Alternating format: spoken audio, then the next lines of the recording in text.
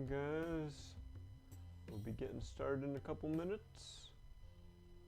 Can go ahead, enter in our giveaways for today. Get yourself ready to go before we start our build.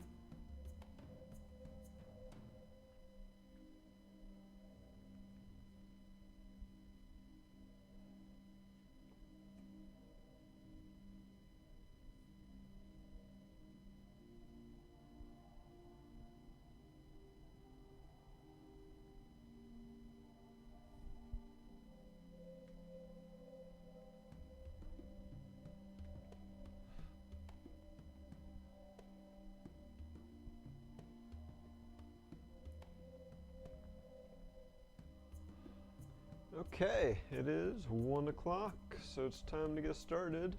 Welcome folks, Black Six back here once again for another live build. Just go ahead and turn off our giveaway link for now so you guys can see this absolutely massive box. This is one of the kind of portrait mode boxes versus landscape, which means it is hard for me to even fit it all on camera in one go. Yeah, it's Ninjago City Gardens 71741, 5,685 pieces for a price of $300. I was going to say reasonable, but you know, $300 is an awful lot of money. But for 5,600 parts, you know, it's definitely doesn't seem like the worst deal out there. Not to mention this set looks absolutely gorgeous. With so many, you know, bright colors, little details, and fun builds that we're going to get to do. Each area is like its own little vignette. But yeah, let's take a look at the box before we start building. So one thing I noticed that I had not paid attention to earlier was that this is technically a Ninjago Legacy set, which I thought was kind of interesting. You know, the Ninjago Legacy sub-theme, I guess you'd call it, typically is like kind of going back to parts of the Ninjago story from earlier, you know, or past seasons, and recreating sets and vehicles and locations and creatures from those scenes with, you know, modern techniques and pieces to kind of showcase those. So I'm not sure if this falls under the Legacy brand just because it doesn't fit under the current seasons that were coming out when this was released at the beginning of the year, or if there's some other reasoning behind it. But either way, I thought that was interesting to note. But anyway, you know, at the top of the box here we can see the top of the building, lots of action going on. We've got a diamond thief, we've got Kai, Cole's hanging out over here. Looks like we got like an apartment or something there. Got some lovely flora hanging out. Cool little fish build I'm looking forward to. And as we go down to the bottom half, we can see that this is in fact celebrating 10 years of Ninjago. Maybe another reason why this falls under the Legacy collection because all of the 10-year of Ninjago sets are also Legacy sets. And we can in fact see, although it might be hard to see on camera, that this includes a limited edition Golden Wu minifigure to go along with the Golden Ninjas that were available or are available in some of the other Legacy sets, like the X1 Ninja Charger that I reviewed earlier this year, and some other ones that some of the other BZPower staff team have taken a look at or will be taking a look at. Yeah, so bottom half we can see a nice water level, kind of fits with the other Ninjago City sets, the original city and of course the docks. Looking forward to displaying this with all of those. As much as I would love to put like all of them here in the setup, I'm not sure that they would really fit to show it off when we're done. But I am thinking about like there's gotta be something we can do. You guys may get a tour of my dining room, which is where the other two sets are currently located. We'll have to see how it goes. And finally, on the front of the box, you can see all of the minifigs in here and one robot figure. There's a lot of figs in this set. We've got what, 2, 4, 6, 8, 10, 12, 14, 16, 18, plus Wu's 19 minifigures, or including a robot on there. If we go to the top, we can see who all those minifigures are. So we've got Young Lloyd, so that is kind of like a legacy thing. This is going back to before he became a teenager like the rest of the ninja. And Scoop, I don't remember Scoop from the TV show. The mechanic has appeared in some of the recent seasons. I actually just caught up, well, not completely caught up. I think I'm up current through season 13, which was the video game season. So the mechanic featured in that one. Then we got Urban J and Urban Nia, kind of interesting street clothes versions. We've got Clutch Powers and Misako. So Clutch Powers, making his appearance from other LEGO City media, has crossed over into Ninjago, and he was in the season before the video game one with the Fire Snakes. We've got Ronin, previous character, along with Urban Cole. Tito looks familiar. I'm not sure if that is the newspaper delivery boy who has appeared in a few seasons, or that might be one of the kids from the gaming season. And we've got Eileen, Hai, and Kaito, who I think are just kind of normal Ninjago City citizens. I don't think they've really appeared in any of the stories. They might have been in the background. They've got May and Christina, who is a huge Lloyd fan apparently. And finally Kai and Zane in their ninja outfits. We've got all of the ninja are in here, but not all in their ninja outfits. There's no Pixel, which is maybe a little surprising, considering how many of the other main characters. And the only Sensei Wu we get is the golden version. So it might have been nice to get like a Wu and a Pixel in here, but I mean they've appeared in enough other sets, so I don't think it's that big of a deal. Alright, looking at the back of the box, so we can see that in addition to the main gardens, there's actually a separate little pagoda area that kind of acts as a spacer. That's kind of cool to allow you to kind of make the layout you want in your Ninjago City. And then we've got a little arcade, which from reviews I remember seeing, it actually has a little cool play feature. Of course, there's signs that you can rotate out, which is a normal feature in a lot of the Ninjago City sets. We've got a ladder that comes down. Of course, all the layers you can separate to get to the interiors, all the shops and apartments and everything, which is always really cool to see. And then moving our camera up, can see some of the kind of interior vignettes. So it looks like Misako is at the Ninjago Museum, so it looks like there's a little model of the Destiny's Bounty there, and I'm sure some other artifacts from over the years. Looks like there's a restaurant here if that Cole is visiting, a little ice cream stand, the arcade, an apartment there, and of course you can expand. So that's the box. On the side here we can see that this thing is 29 inches tall. Actually you can't see that because of the angle, but it says down there 29 inches, 73 centimeters. So yeah, this is going to be interesting to build. just for how much it's going to kind of go out of our camera frame as we build it. But that is why we've got the build cam these days, just for that. All right, let's see if I can figure out how to open this. Welcome Mavlock, welcome Pohatron. Good to see you guys. You can submit twice in the giveaway, but we do weed out the duplicates. So if you're not sure if you submitted already, yeah, go ahead and submit again just to be safe. And it won't double your chances, but it will ensure you're in there. All right, cut our tape over here.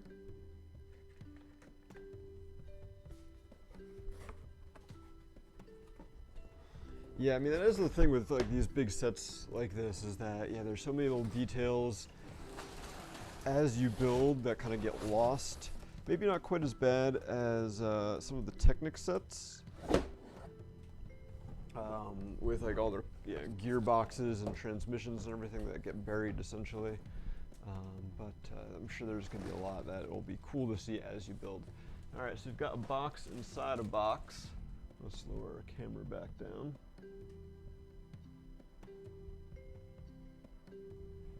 We'll have to play around with that as we go.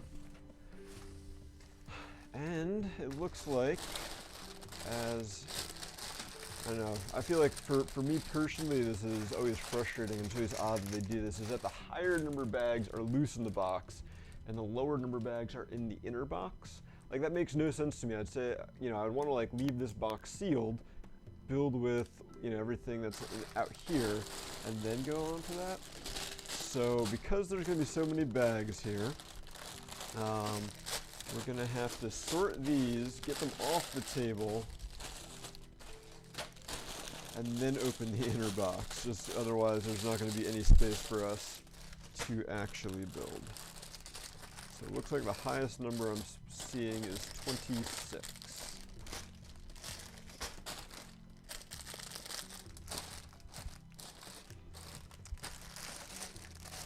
And bag 24 is almost entirely trans light blue 1x2 tiles. So that is clearly going to be a water section.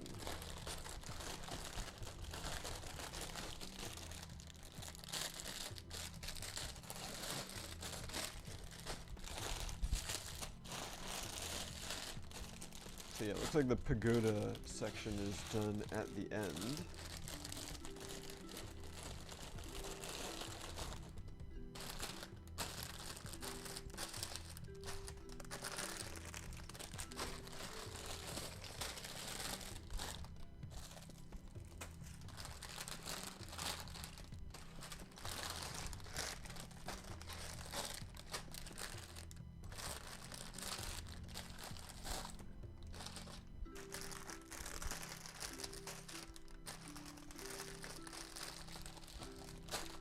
It's very odd how these are broken up. Like, 12 has 3 bags with lots of parts. 13 is literally just a bunch of like gray plates, and it looks like a minifig. You know, some numbers have only 1 bag, and some have up to 3, which is a little unusual of a distribution. All right, so now we've got bags 12 through 26 sorted, and I gotta get them off the table. I'm gonna try to put them like in order back in the box, so that when it comes time to build with them, I can just kind of go from the top and work my way down.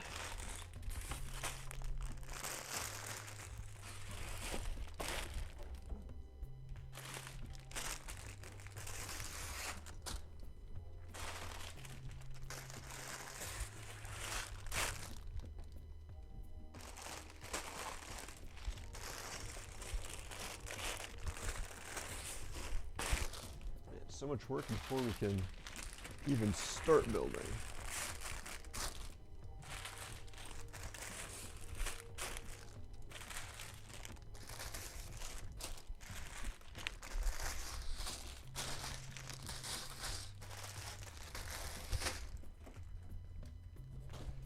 All right, now we get to open the inner box, which also apparently has the instructions in it.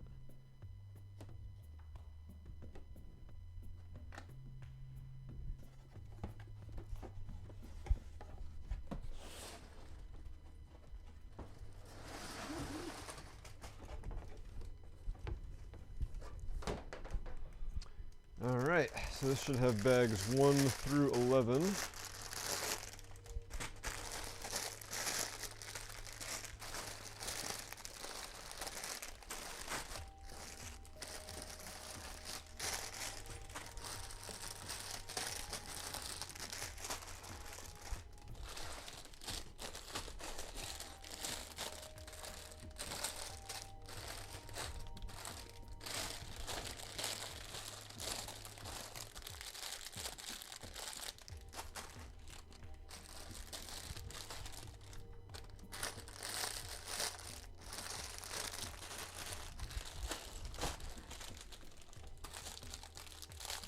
Another bag full of just trans light blue tiles.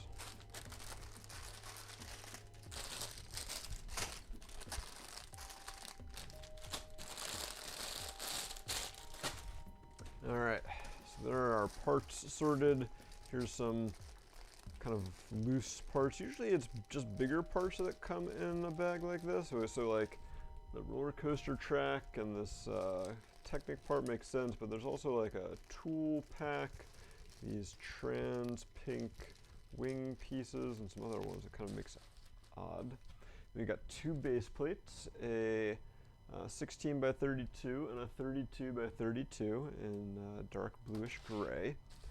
And then we've got the instruction books. There are 3 instruction books plus at least 2 sticker sheets.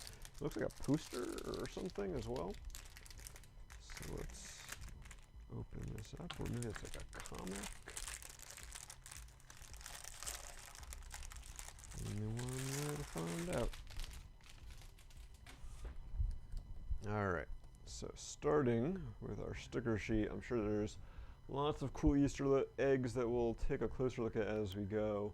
I know a lot of sites have already kind of dived into these and taken a look at. A lot of them translated them. Looks like we've got some restaurant stuff up here. We've got like a Galaxy Squad reference, kind of a Jaws, Ice Planet, classic space theme there. We've got some video games. We've got Gail Gossip, reporter from Ninjago on there. We've got some references to the Serpentine and the Nindroids over there. So lots of cool little references. Oh, there's 3 sticker sheets. Wow, there's a lot of stickers in this set. Alright, so then we've got this one. Got a picture of Sensei Wu. That looks like, I think, maybe Kai and Nia's parents there. We've got a ninja family portrait. Little Johnny Thunder Adventurers reference. I'm sure lots of other cool things. Got some trading cards there with the Skulkin and the Serpentine. And then our last sticker sheet on a transparent backing. It's got a lot of signage primarily, probably because it's going to go on transparent pieces. And looks like some bed sheets maybe over here. So we'll just have to see how those all get used. And then we've got this, which is like a little mini poster.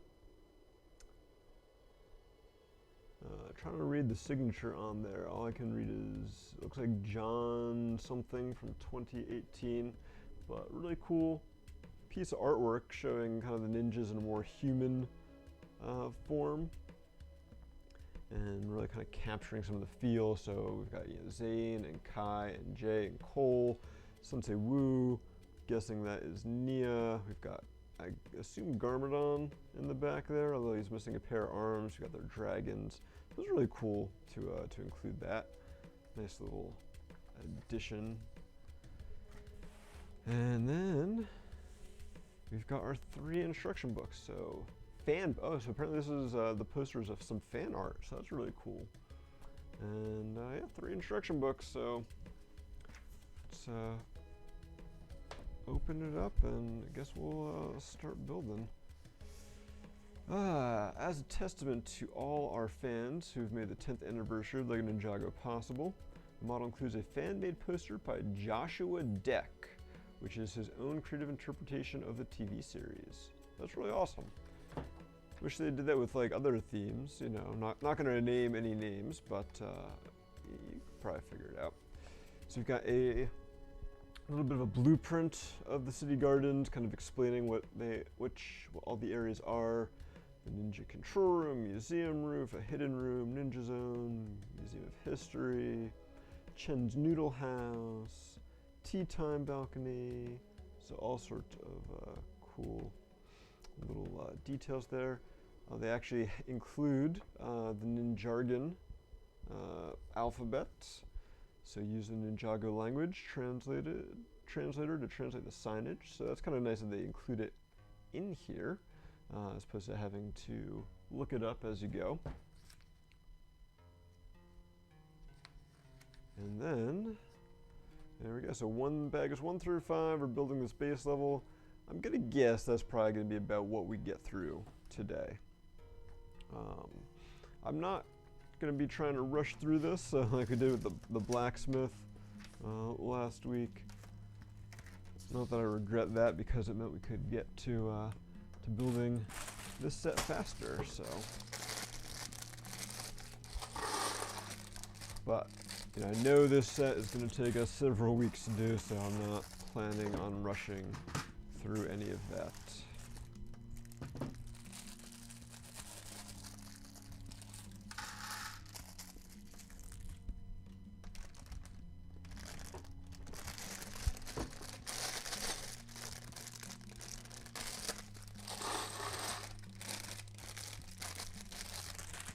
It may take so long that we actually like take a break somewhere in between and build something else, we'll have to say.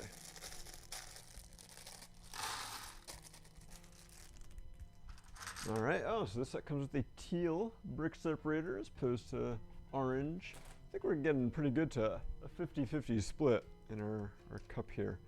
Teal may start overtaking the orange, because orange is so much more prevalent that I usually just leave that out. Alright, and speaking of my Brick Fair mug, Todd, who runs Brick Fair, announced earlier today that Brick Fair Virginia is, in theory, on for this year, this summer. So it's looking like that is going to be right now, a fan convention only, so no public days, so only for like exhibitors and vendors and such, which is kind of interesting.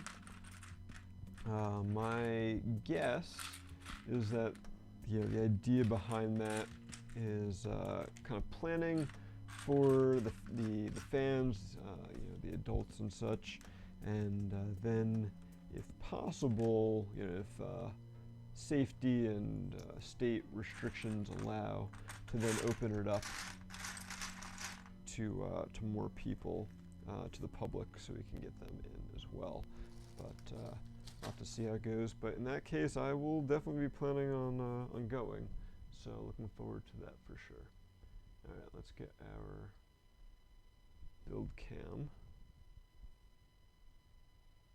in position here.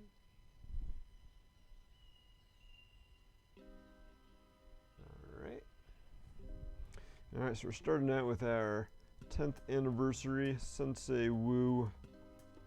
Before we put his beard on, can show off his torso.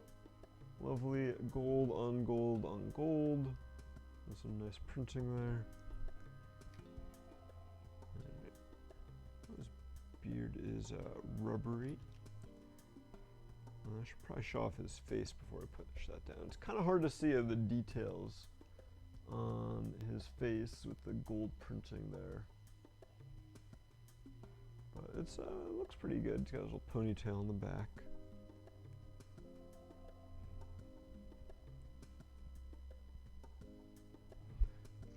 Well, I hope you can make it there. I definitely be looking forward to seeing all of our community members again for the first time in over a year. Alright, and there is our completed Golden Wu figure. Looking great. So yeah, one of the things I'm going to be looking into the coming weeks now is now that Todd has announced Brick Fair is going to happen, is launching the convention circuit. Although It definitely seems like it will be a very abbreviated convention circuit this year. I know not a lot of other events are not happening, but at the very least it's looking like Brick Fair Virginia is happening. Brick Fair New Jersey is scheduled for the fall, so I assume that is probably going to happen.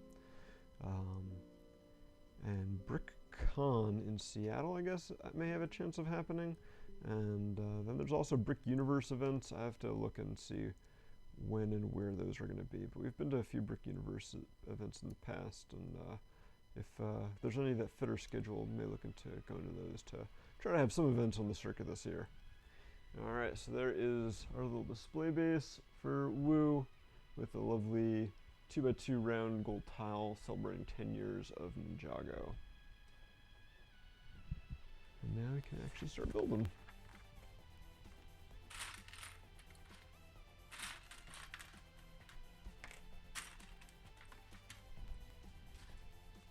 So definitely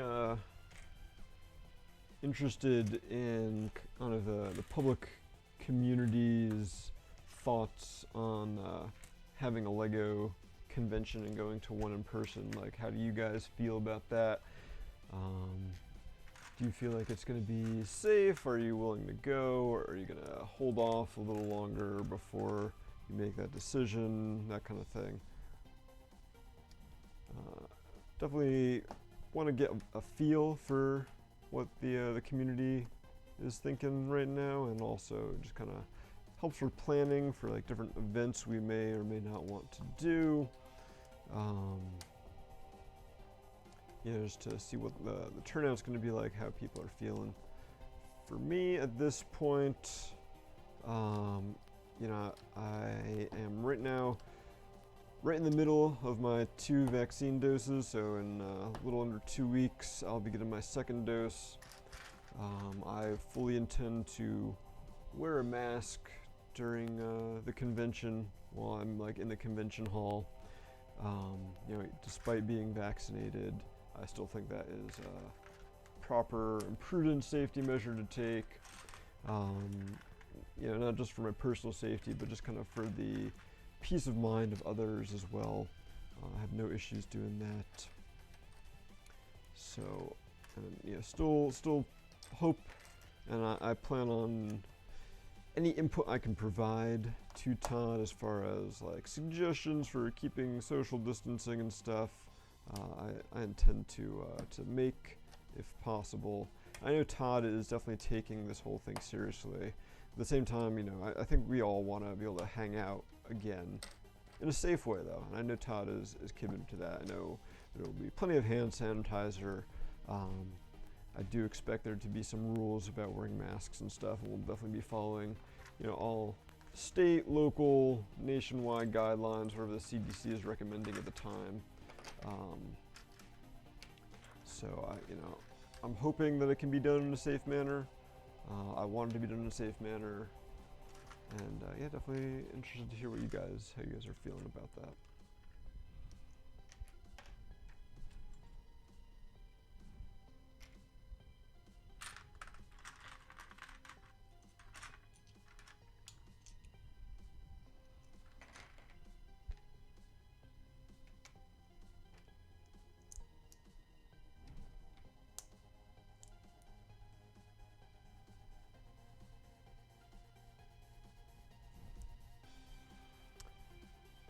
Well, that'd be pretty surprising there, Mavlock, that she got her first shot and now apparently has COVID for a second time. I fully admit, you know, not a doctor, have not done a lot of research into that aspect of COVID, but this feels like it would be unlikely. But again, I'm no medical professional. Whatever the case is, I hope she's all right. I know when I got my first dose of the Moderna vaccine, my arm hurt for a couple days, but afterwards everything was fine. Of course, everyone's saying, you know, it's the second dose that really gets you. So we'll see how I feel then. Will be interesting because that's, you know, just a couple weeks away. So I'm hoping I don't have to like cancel building in a couple weeks, because I get my second dose, and it's like, oh no, there's no way I'm going to be able to do this, but we'll play it by ear. You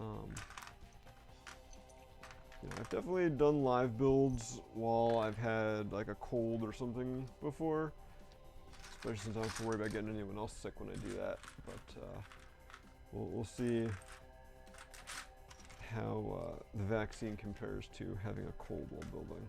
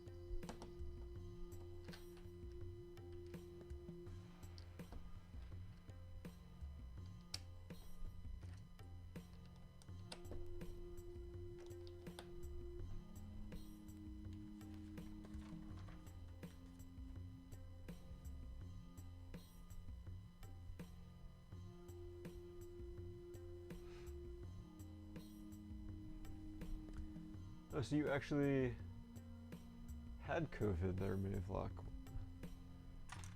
Yeah, that's pretty intense.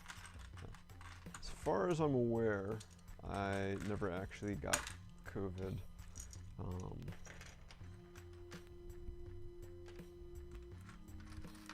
Although I did, like before all the lockdowns and stuff happened, I had like a pretty bad, what I thought was like a cold at the time, but I guess looking back, this was like February 2020, so I guess there's a chance it could have been COVID that I had, but at the time, you know, it wasn't really like as big of a thing, so I didn't think to get tested or whatever.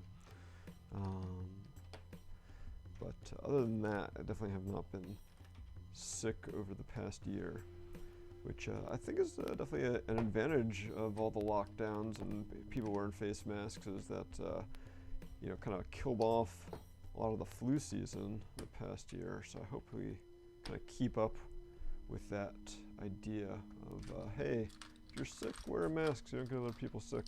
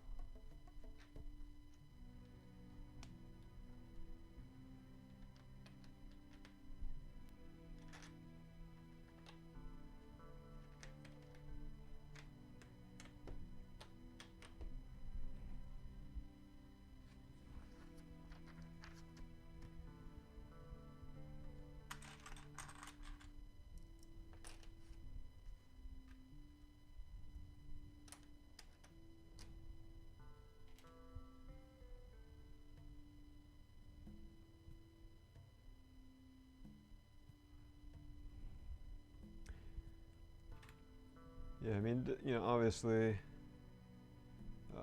COVID affects everyone differently, and as you know, we've seen for younger people or people with healthier immune systems, usually it's not nearly as serious as it is for people who are older or have any sort of immune deficiency or other medical conditions. So I'm glad it was all right for you. Clearly you've made it through just fine, but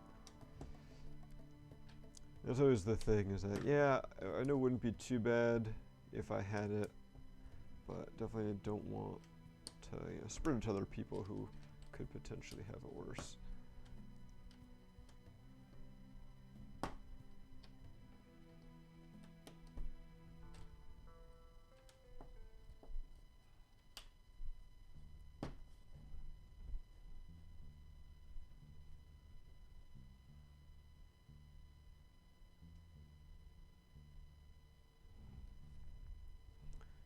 Yeah, definitely. I think that's kind of a great example there, like just how it affects people differently.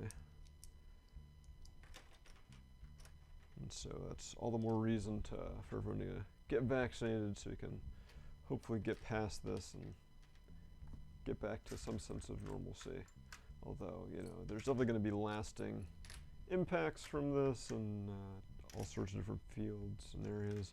Like I know I was reading this morning that like my local school district, even though they have returned, I think to 4 days a week, like the local schools in-person classes, that even for the fall school year, they're still going to have like virtual learning as an option for people who are either like, you know, if they're the kids who, you know, maybe immunocompromised due to other medical conditions,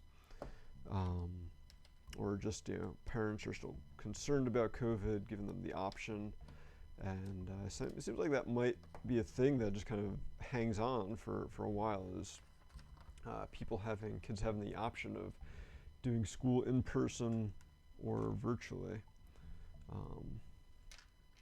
I don't know, that's definitely kind of an interesting situation.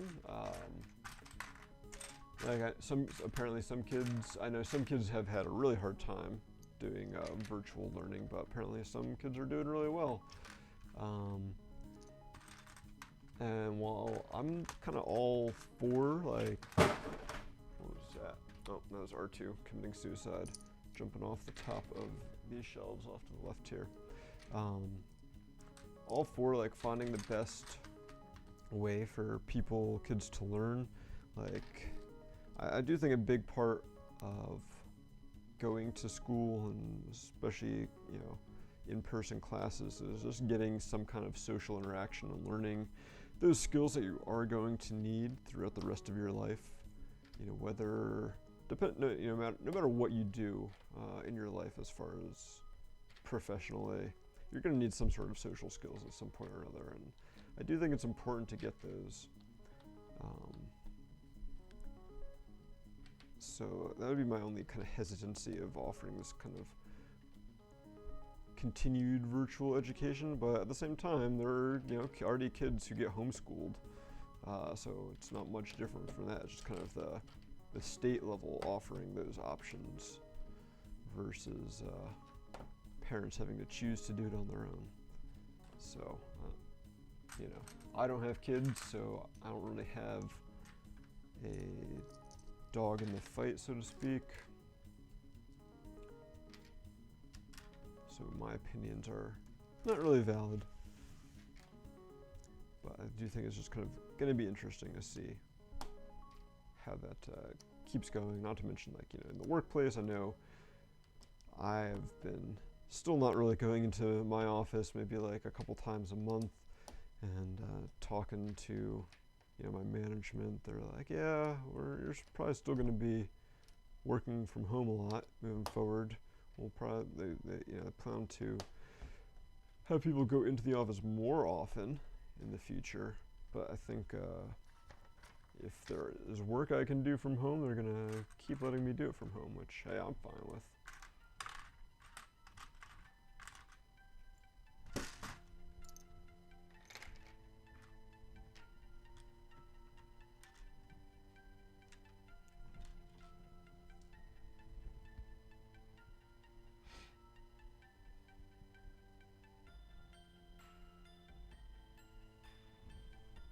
Well, congrats on finishing your finals. That's always a good feeling to be done with that.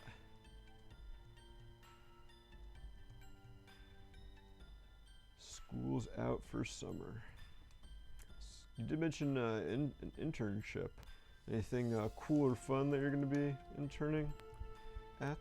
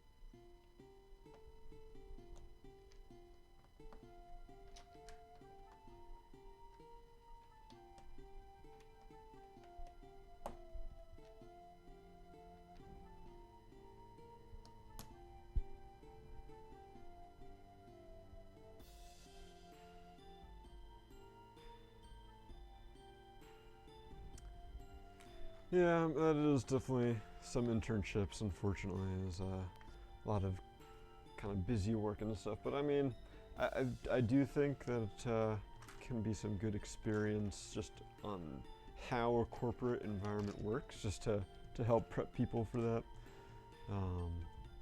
Maybe not the most fun or exciting, but at least gets you something you can put on a resume for when you graduate, and helps there for sure.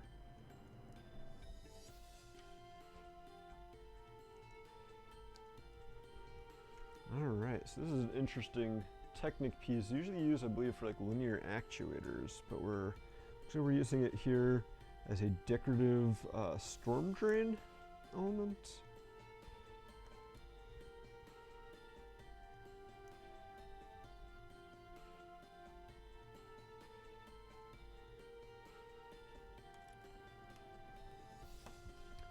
So I guess this is kind of some of what you're talking about, some of the details you don't get to see in the final model. You know, you've got these titanium metallic like Technic couplers and elbows that I doubt you're going to be able to see in the end, but it's kind of like a sewer pipes running through there, and then you've got this little, I guess, a downspout eventually right there. So interesting little details that kind of make the final model that much more interesting to know that they're there at least.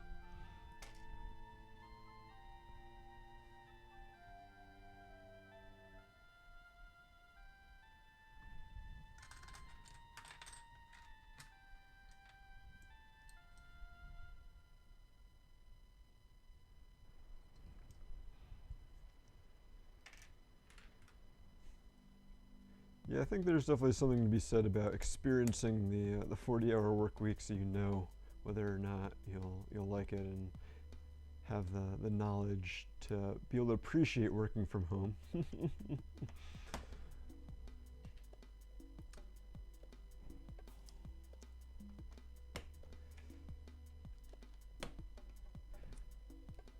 Yeah, I've been pretty fortunate in as far as my job goes, in that our team was able to pretty much completely transition to working remotely and from home for the most part, at least to the point where we were able to get a majority of the people out of the office, so that the few things that really needed people in the office, they could go in and work safely, with making sure there was plenty of social distancing and stuff like that, so that they didn't have to be interacting with people and increasing the risk of COVID spreading. So yeah, some of the stuff in my job does require in person. So like I said, I've gone in a few times. I was starting to go in more frequently, like last summer and in the fall. But then around the time of the holidays, they're like, yeah, we know people aren't going to be following precautions now because it's the holidays, so we're just gonna kind of go back to having everyone work from home as much as possible. So for me, my life has been a lot of Microsoft Teams meetings, and chats and stuff to get stuff done that normally you do in person. But we already did enough work that was with people who were remote from our offices that we had some stuff set up. The big thing was that we had a bunch of servers in our building that can't be accessed remotely, so we had to come up with an alternative solution for accessing those. And so that once that got stood up in the first month or so, we were pretty much good to go from there on out.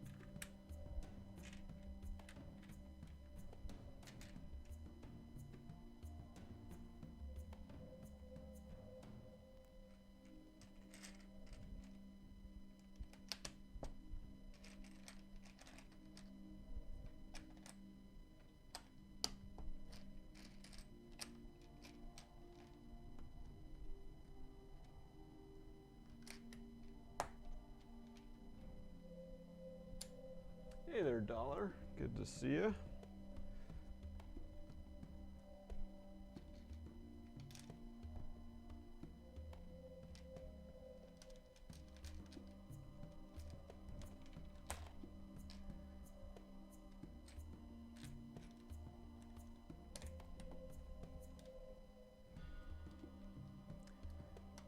So what are your thoughts, Dollar? I'm not sure if you saw the announcement of Brick Fair Virginia being currently a private exhibitors only event this summer. Are you going to plan to attend, or are you still going to hold off?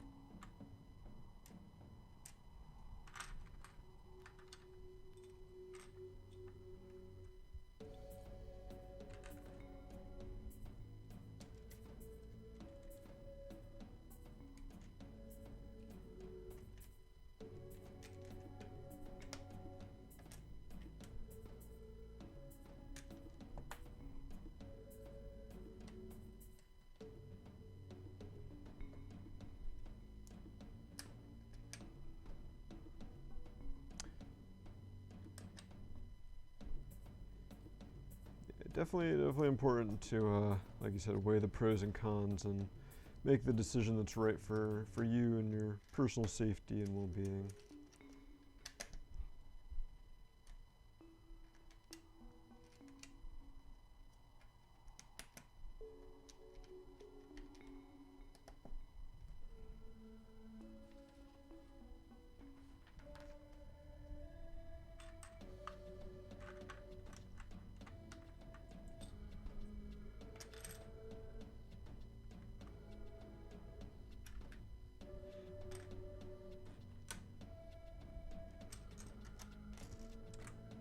Looks like we're getting close to finishing up on the first bag here.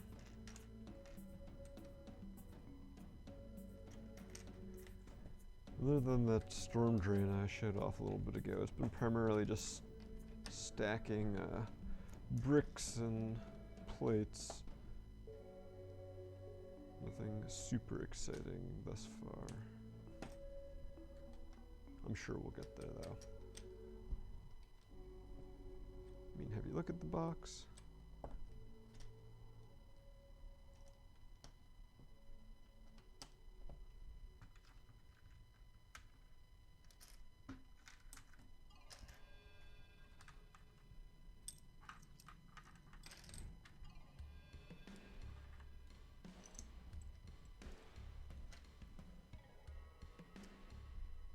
Yes, I am currently planning on attending Brick Fair Virginia. So I'll be fully vaccinated by then. Plan to follow all the current regulations, plan on wearing a mask while I'm inside, all that fun stuff to be as safe as possible, but I'm definitely ready to go to Brick Fair again. I also have a streak to maintain since I have not missed a single Brick Fair event ever, so don't want to start now if I can help it.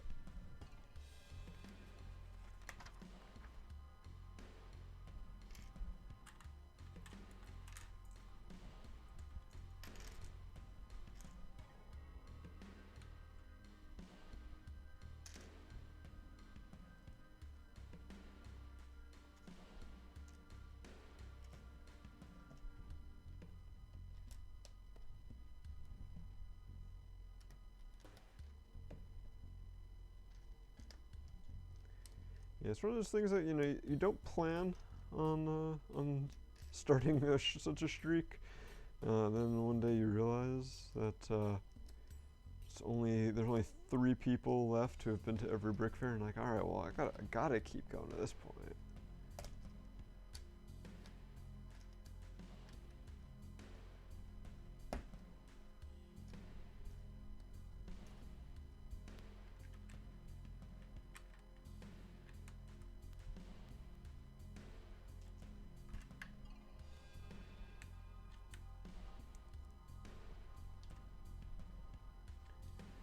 curious to see if this color choice is important and all, but we got a 1x3 double jumper in, forget what shade this is. It's like a periwinkle kind of blue. Not a very common one, so really cool to see that here.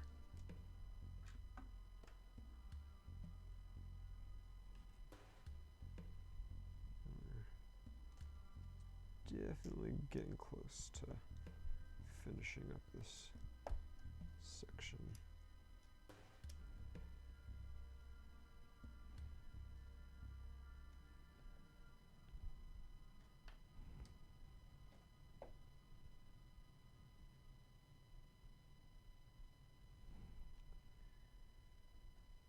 Oh yeah, you should have snuck out and come to Brick Fair. Oh.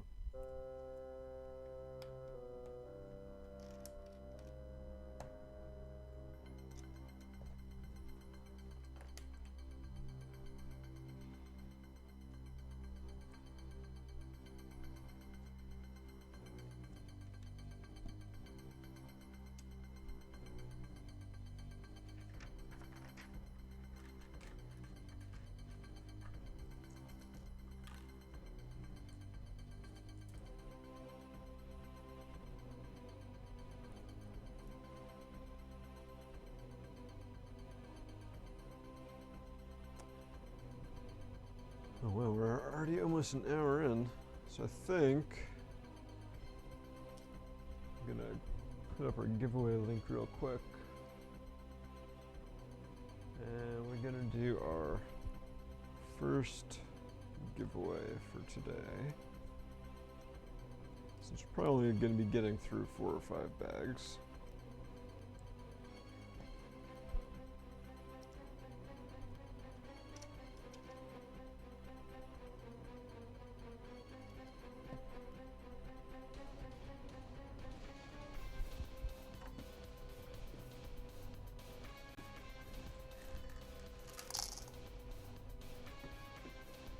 Alright, so bag number 1 is finished.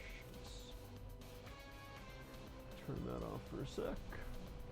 So yeah, not a lot to see right now. We do have this cool little storm drain that uses a Technic linear actuator kind of coupler piece to make like the drain pipe coming out there. So it's kind of a cool effect. And some nice little details with some, I guess, sewer pipes, rain gutters. Let's start with like a little dock over here.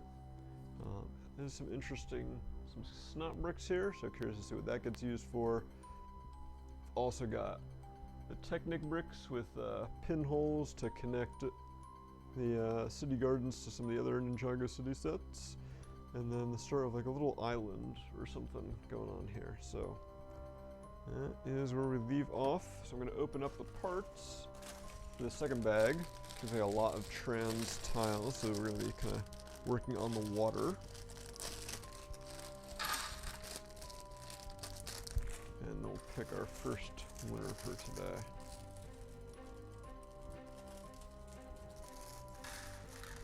We got some cool transparent pink parts as well.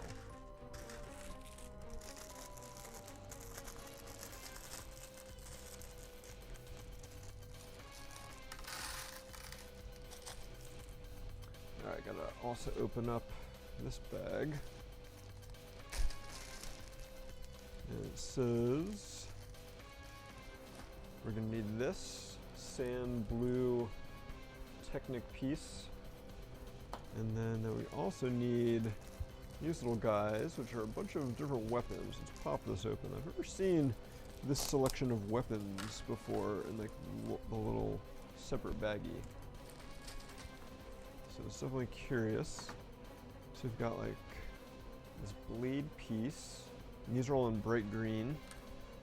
This sword piece, which looks like the normal katana piece, but only has a short little bar there instead of the full handle. Then we've got a little short like Shoto blade that does have a full handle and a short blade. And then we've got this little guy with like 2 blades on it and a handle in the middle. And finally this little kind of like hand scythe thing. So I've never seen any of these molds before. I'm sure they've been around. This is the first I am seeing them. So kind of cool. Looks like we're going to be using them mainly as plant life here, of course, but it's nice to get them all.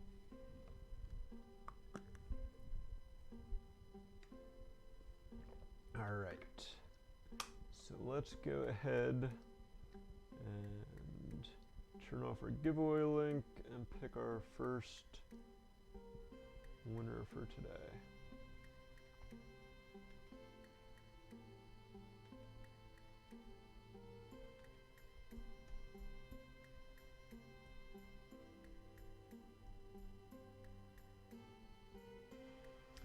Jackson, congratulations. You have won a Ray buildable figure. You know the drill by now. We'll be getting in touch, getting you your prize.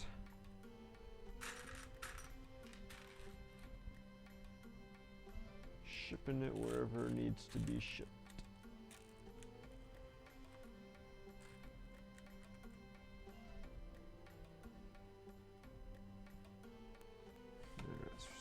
Spinning this around.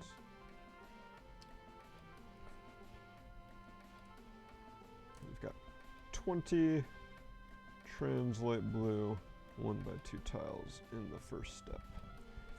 So this is probably the most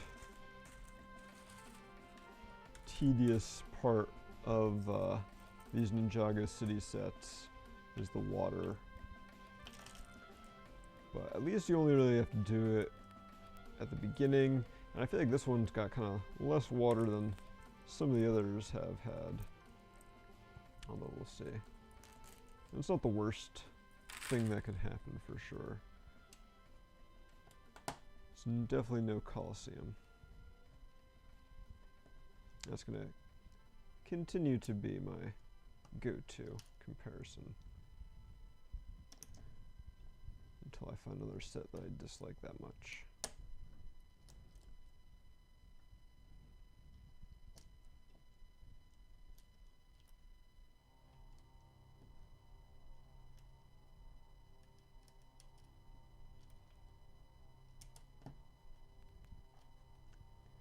I did see recently someone apparently set a confirmed Guinness World Record for building the Coliseum.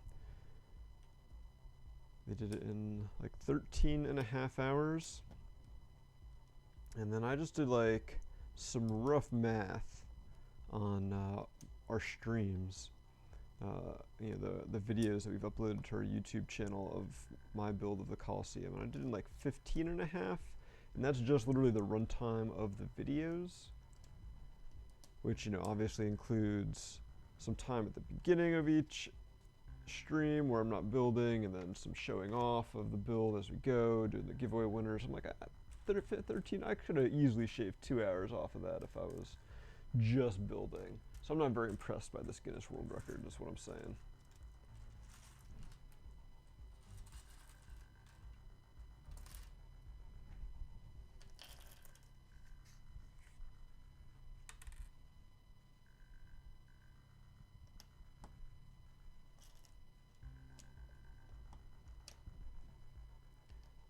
All that said, I don't think you could pay me enough to build that set again to try to break the record. I certainly will not be taking apart mine so I could build it again and try to beat it.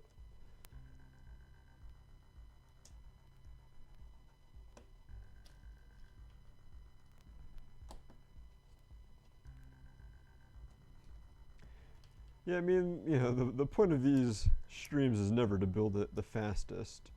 So I do not consider any of it a distraction. It's to build and chat and experience the build.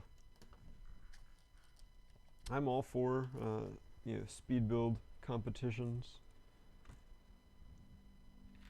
I've competed in many of them at different brick conventions,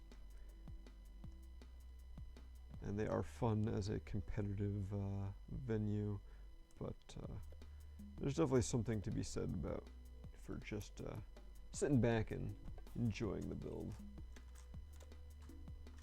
especially in a bigger set like this. Like if it's a small set, then it's like, alright, I can speed build it, and then if I want to later, I can just take it apart and build it again on my own.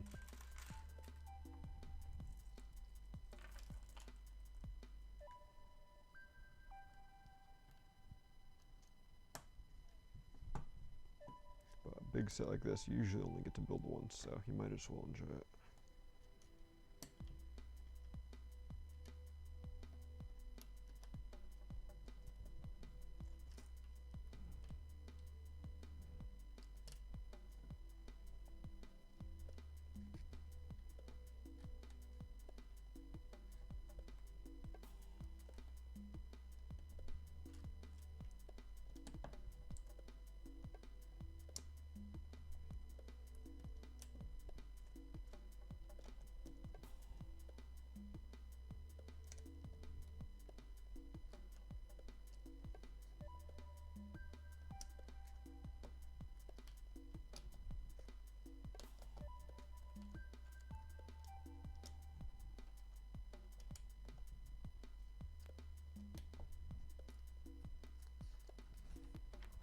Oh, I should probably turn that back on, shouldn't I? Oops.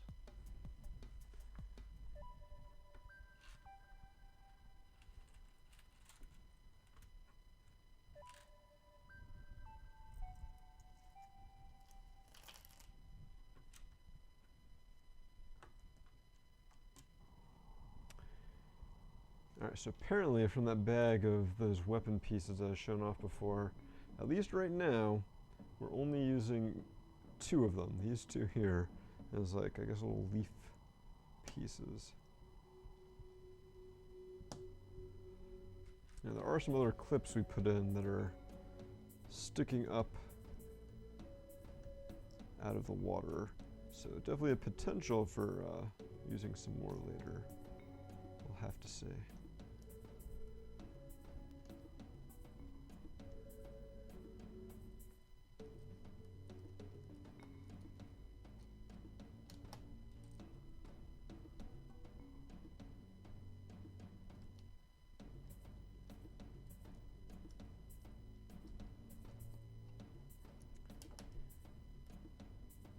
Yeah, I'm not sure what the restrictions are on that world record.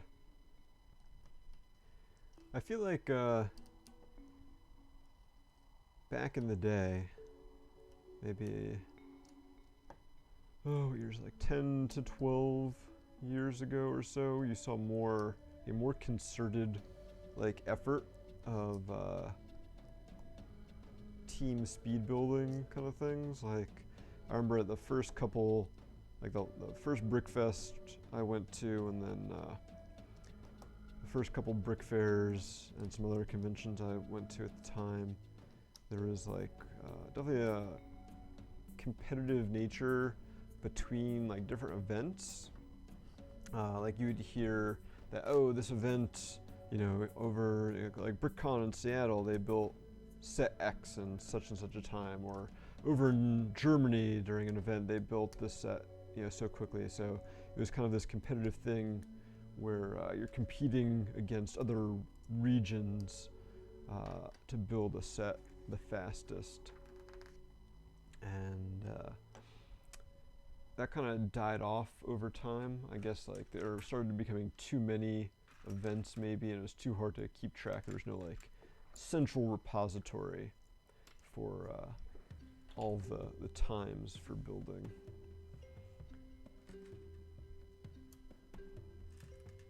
Maybe there is still like a group somewhere who's doing it, but I haven't seen it much at the events I've been to. The most I've seen will be like a competition between 2 teams at the event. Like they'll both get a copy of the same set and see who can build it first.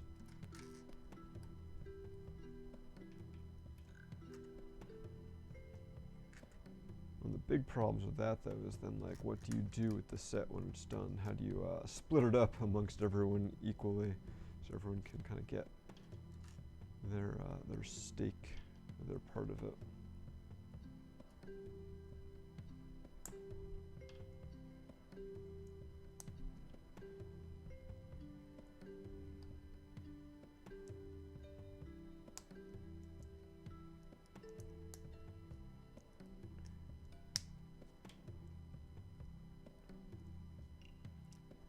it looks like right now we're building like one of the support columns that's going to be holding up the higher levels of the city.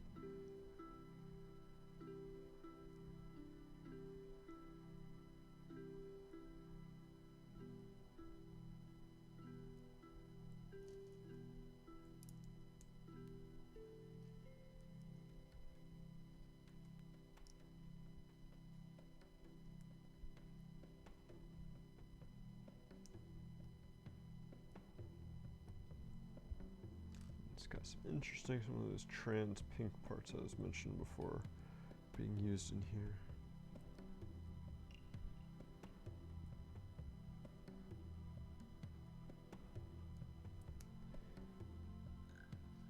Yeah, the Coliseum definitely would be one of those sets that you could take a single copy of and do a parts draft of it. That is a good point. Like a set like this, I think you'd be much harder pressed to because there's just so much variety in it, which I think is a good thing for this set. Alright, so this is kind of interesting here. So you've got this Technic, I'm not sure what you call it, a beam. Usually there's a separate part that goes in here that you can then actuate with a gear so it can kind of go in and out. But we've built this assembly, and on the base here we've put this telephone piece. We're kind of clipping that in as we slide it in. So now from the side you can see all those trans pink parts. Unfortunately, it would be really cool if there was like a light brick or something to light it up. But then, oh wow, that fits in there like perfectly, and that looks really cool. And then you got the trans pink from the side. So definitely an interesting little style there.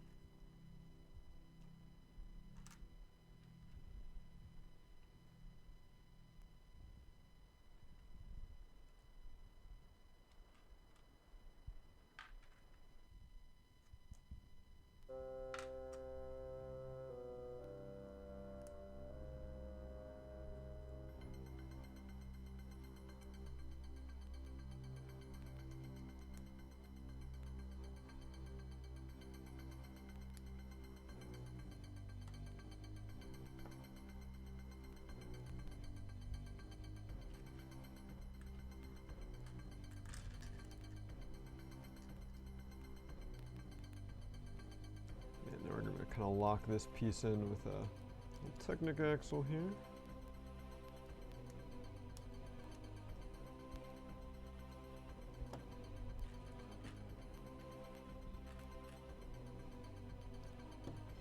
Yeah, but while like the Coliseum would be a good one to draft.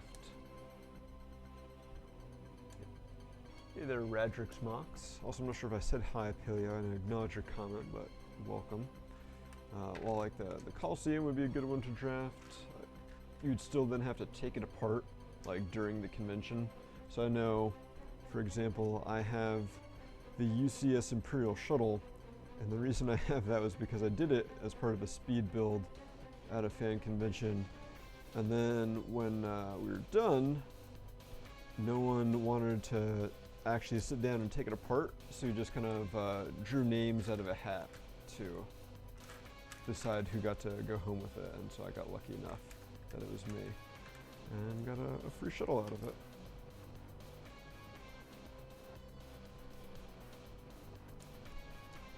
So that is the thing you have to consider, is that, yeah, you could do a draft of it, but then you have to actually take the time, after you just spent like 4 or more hours of putting it together, to then take it apart so you can do the draft.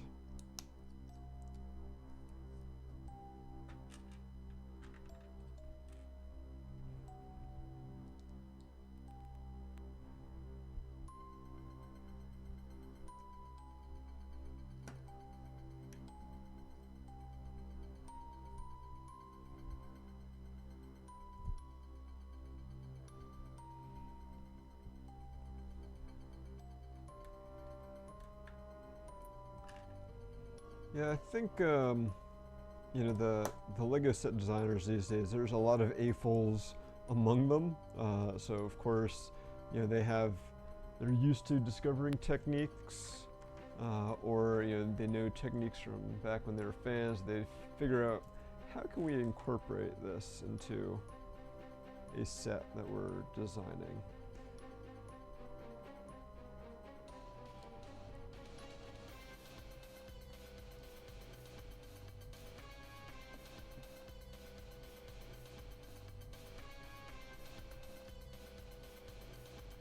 Obviously, they do have some more restrictions than fans do, but there's a lot they seem to be able to get away with these days.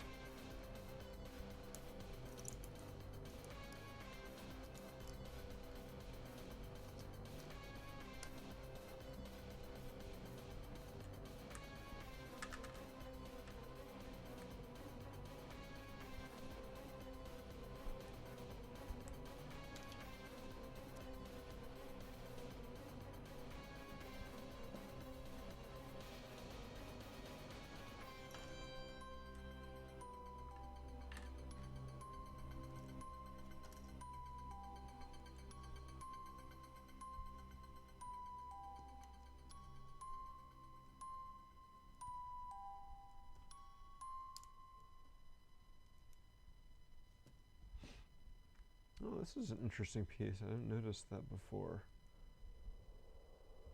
I assume this was like the head from like a Ninjago or Nexonites or something, or like a creature. It's got like a pair of clips here and a bar on this side. Not sure if they can, if you have multiple ones of them, you can clip them together. Maybe it's a tread piece. Like if you got a whole bunch, you can make a tread of them. That'd be really cool. I'm sure. Maybe that is what they're used for. I would love. Now I want like 100 of these just to play with.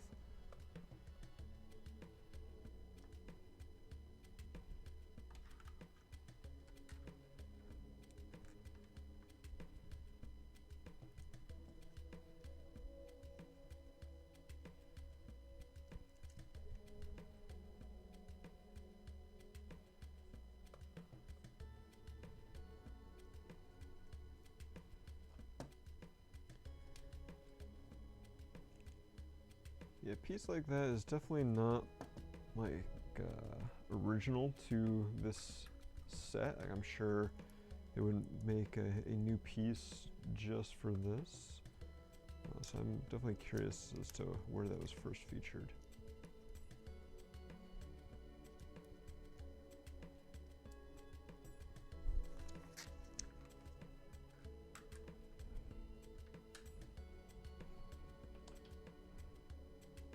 Okay, so this second bag took a lot less time than the first. Looks like oh, I guess we are done already. So here is the pillar column that we spent most of this bag making. I do like the little zipline piece at the base. There's like a little detailed accent. And then these kind of look, I guess they're like kind of like gargoyles or something on the sides there. And some really cool snot techniques to get them at all different angles. And then this connects to these snot bricks we were talking about before. Alright, so let's get all these extra parts out of here. Curious to see if we're going to need those green weapons later on for more flora. But moving on to bag 3. Looks like it'll be pretty quick. We do get our first real minifigure, who is not a 10th anniversary Ninjago display piece.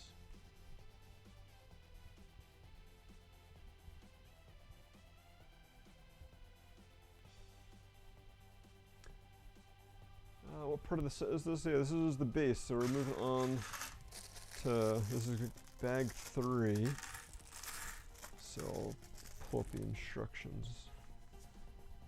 So you can see now we're going to be kind of working on the, I guess the ground floor of the first level. So there's a lot of gray plates in what we're going to be building now to kind of lay the foundation. Looks like there's going to be a cool little room in here, probably a little hard to see in the instructions. We'll show it off in the actual set when we build that. But I see some like gold bars and either our first sticker or, yeah, so it looks like we're going to have our first sticker in here. Alright, so our first ninja that we get to build is Jay. He's kind of got his Ninjago movie look going on. Nice little jacket. He's got a smiley face and like a lightning bolt pin. Kind of an unsure look and a serious expression. Nice little stripe on the back. And then his hair. And he is carrying a flower, hopefully for Nia. And there he is. It does look like this bag, we're going to need a couple of those green weapons. Good thing I didn't toss them too far away.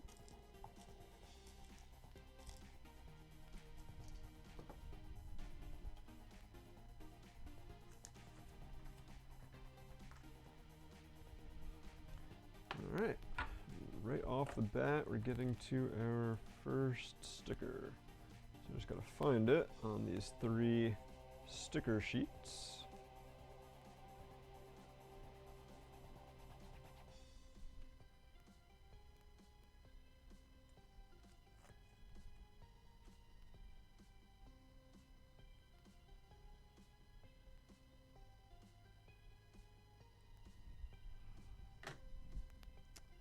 Alright, now I want to look at the front of the instructions and see if I can translate that.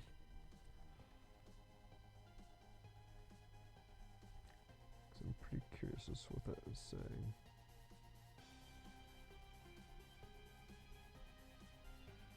Let's see how quickly I can do it, or if I should just give up.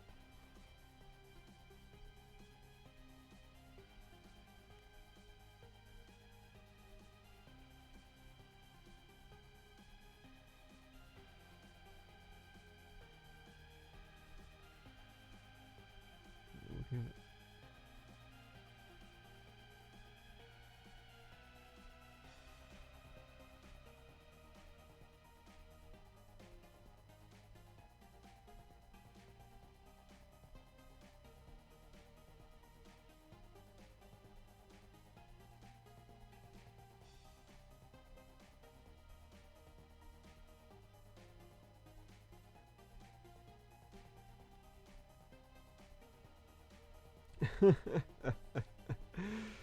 Oh, alright, so I translated it.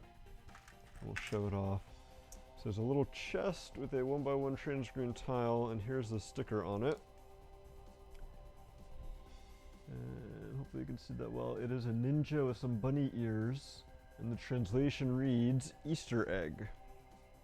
Like, just literally, they're like, yep, here is an Easter egg. And I assume this is getting buried in here with a bunch of other stuff. So it looks like we're definitely not going to be able to see this in the final model. Let's move this over a little bit.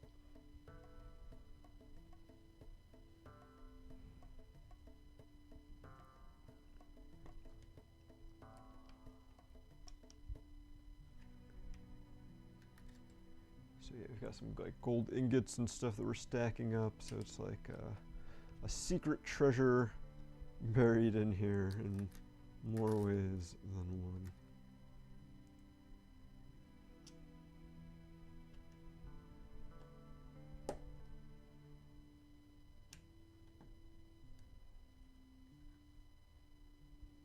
So yeah, apparently we're putting a little gold trophy minifigure hiding in there. And then a couple of these little blades as well.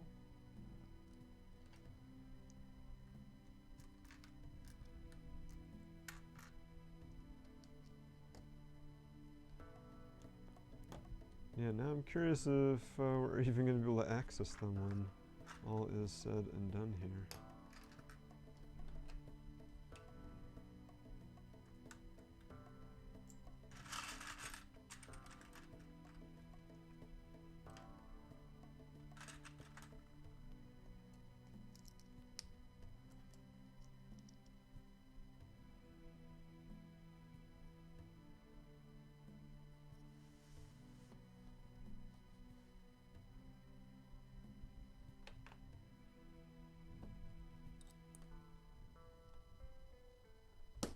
looks like we will, because we're putting a bunch of tiles around the edges, so it looks like there'll be like a little secret compartment that you'll be able to pop open to get to the contents. Although instead of actual tiles, we're using these 1x2 ingot pieces in light gray.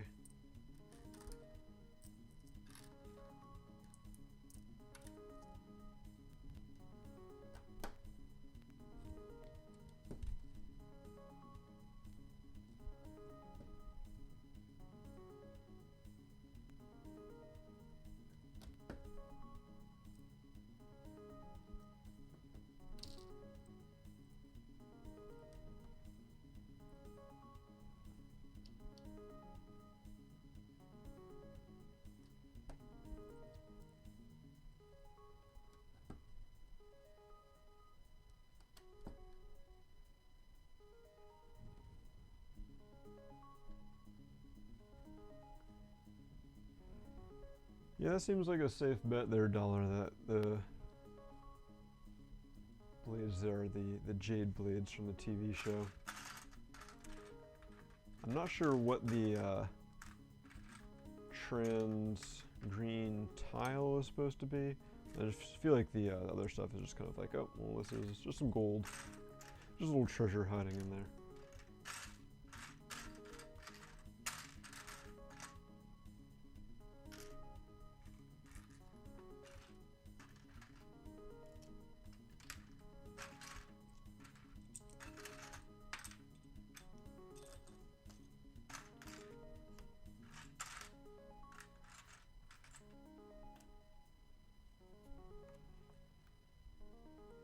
Got a little pink frog going into this step as well. Cute little dude there.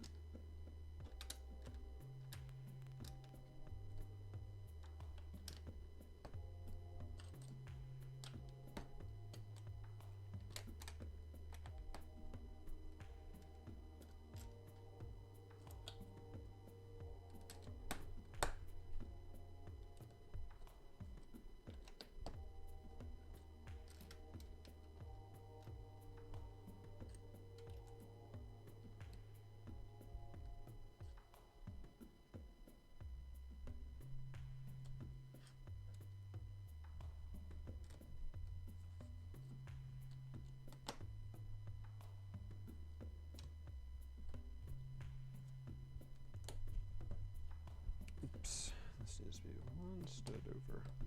Oh, there we go. Fixed.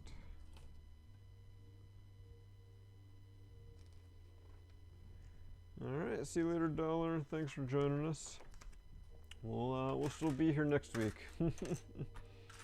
Maybe not the entire time in between, but there'll be plenty more of this build to check out.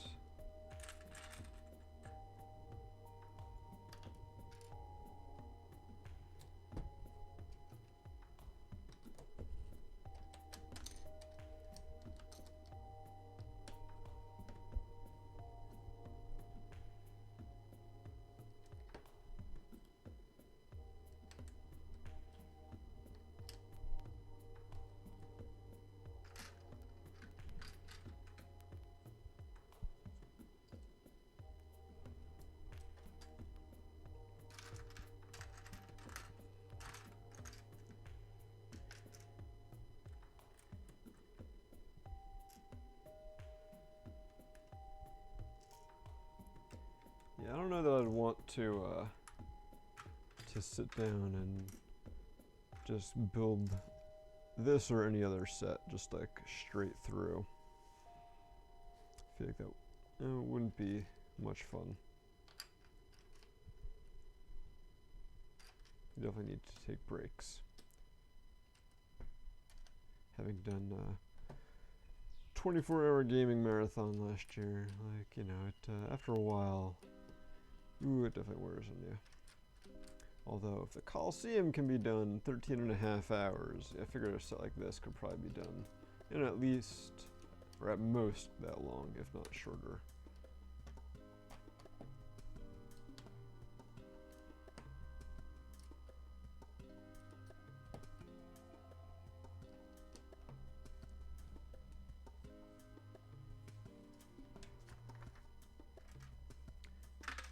So yeah, if I were just to keep building this, you know, it'd be done by sometime tomorrow.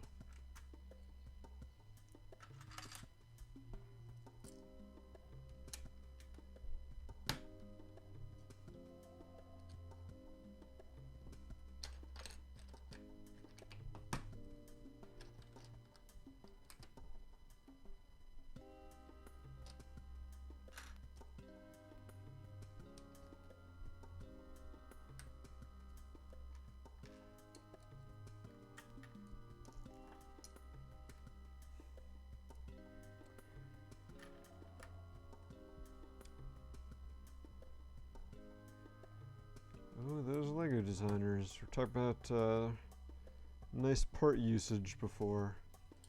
Well, you are about to see some.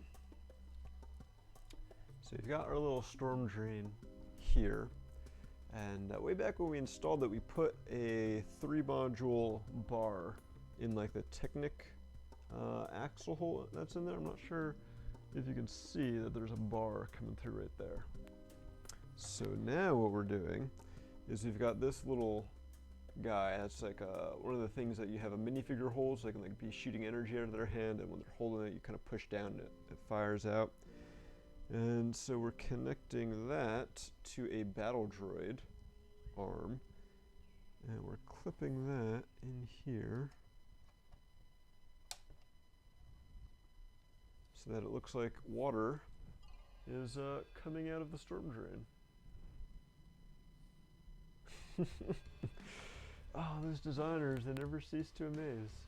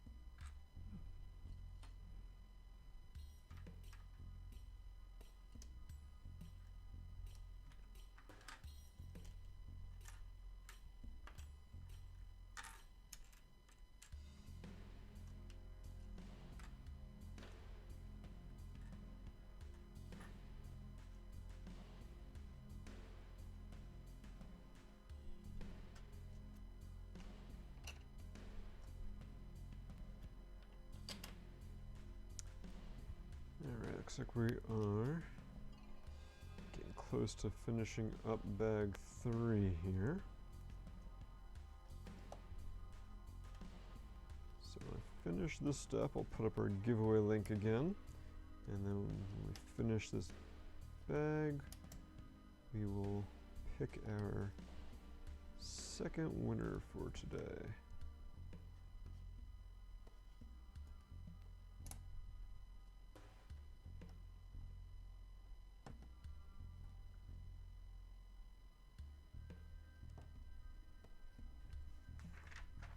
Alright, yeah, looks like this is going to be the last step here.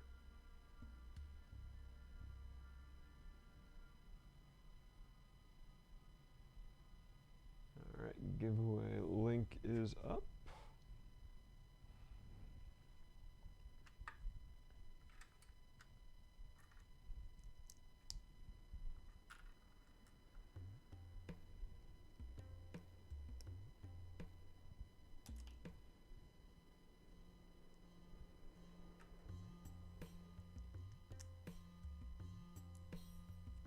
a nice little curve piece here.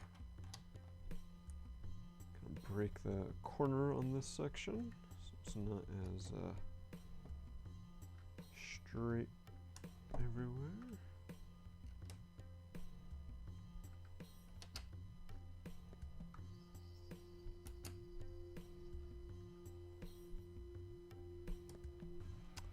Alright, and that is it for bag 3. So I'm going to go ahead, open up bag number 4, which looks like it's going to be quick because it's just a lot of water and some green parts. But once we open this up, we'll pick our second winner. I guess before we pick that winner, we'll show off what we've got so far. Let's go turn off our camera. Alright, so after 3 bags, got a nice solid base going on. So we've got some nice water around the outside here with some nice little leaves. The start of a little dock there. We've got our really cool storm drain, which is gushing out water. And then looks like part of like the sewage or drainage system there. There's some more stuff that's kind of hidden in this section that we can't see, but there's a cool little Easter egg as we're building. Looks like in this bag that we're coming up, we're going to be working on this section, putting all the tiles here and making a little island. But then we've got this cool little secret room. Not sure how easily it's going to be able to be accessed when we're done, but it's got literally an Easter egg in it with some jade blades, some gold, little statue. Kind of cool. And then we've got this cool pillar that we made. It'll presumably be supporting some of the upper levels. I like how this dark red stripe fits perfectly in the sand blue Technic piece. And then on the sides we've got some trans pink insets, and they've got these cool like kind of gargoyles with, I have to look up what this piece is from. It looks like it's some sort of tread piece I just have never seen. But really cool little design there. So definitely some nice part usage for sure. Alright, so with that out of the way, turn off our giveaway link for now, maybe. Off.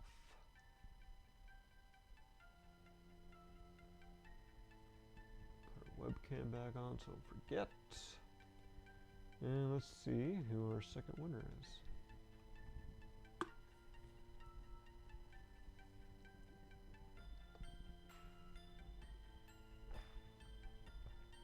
Alright, congratulations to Makuta Oroki, winner of a K2SO buildable figure. You know the drill. Charles will get in touch and get you that prize. Alright, switch angle. Yeah, I gotta work on it here. So our first step requires 23 of those tiles. Again, like the beginning levels of any Ninjago City set always seem to be the most tedious because of this water, but I always love that you can see we got like the black and the dark green, the brighter green to kind of give it the illusion of depth as you get closer to the city itself. So it's always a nice little detail that they add in there. So the fact that it's just like a couple of sections with all these tiles definitely makes it worth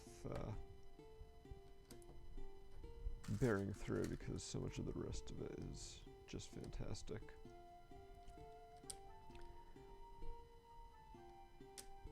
You know, like in bag 2 we did some tile work, but then bag 3 we gotta make a cool Easter egg, so you know, all balances out.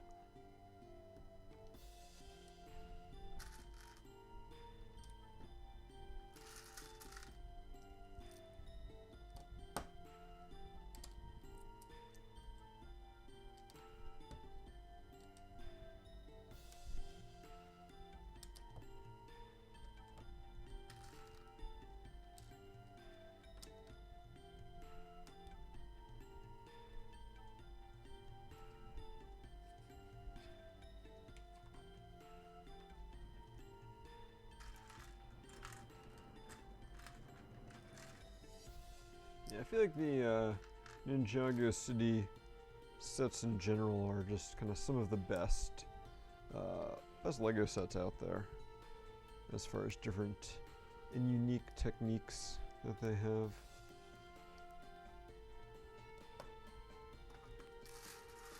I may be a bit biased, especially since at least the first one was designed by a BZPower member, so just a little bit of bias there.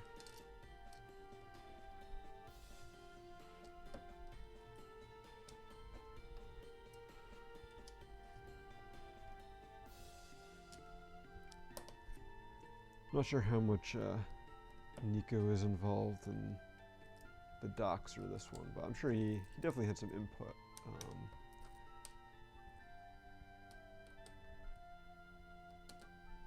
I feel like he wouldn't be able to get away from this theme if he wanted to.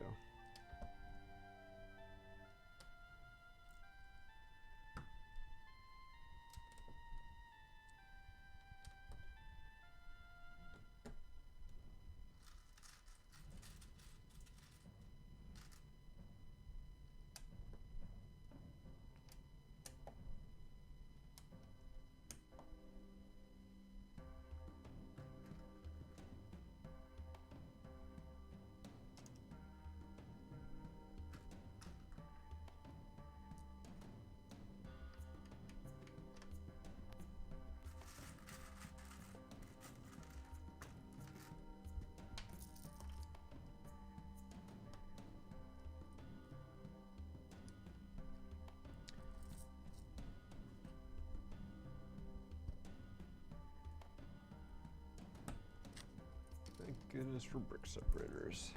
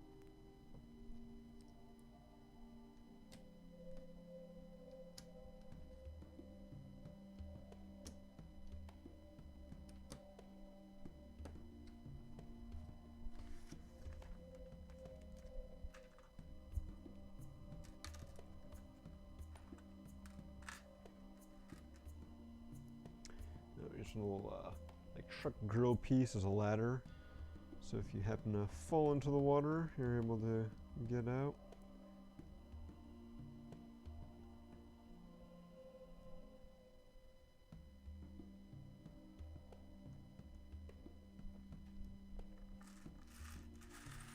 One of my personal pieces of advice in these steps is that when they say, hey, you need 28 tiles in this step, don't bother counting them.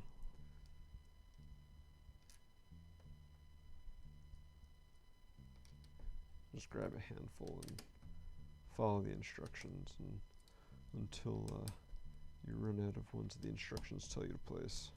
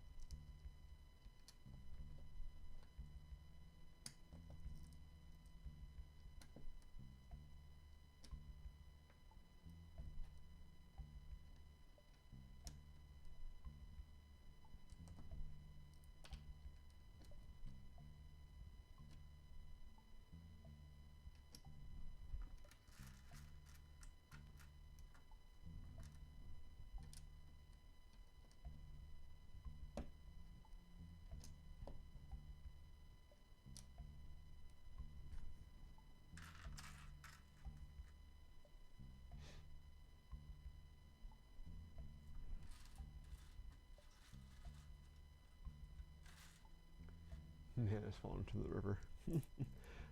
Tried to ford the river, but my dragon drowned. Oh, no, I did do that right. Okay.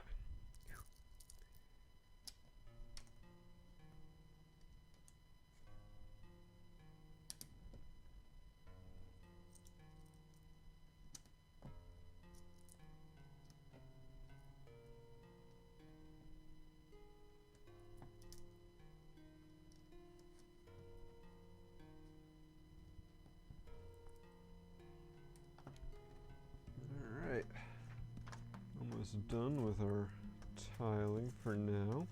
I think we won't have any more of these tiles until the end, when we build the little kind of pagoda garden that goes on the 16 by 32 base plate that can connect.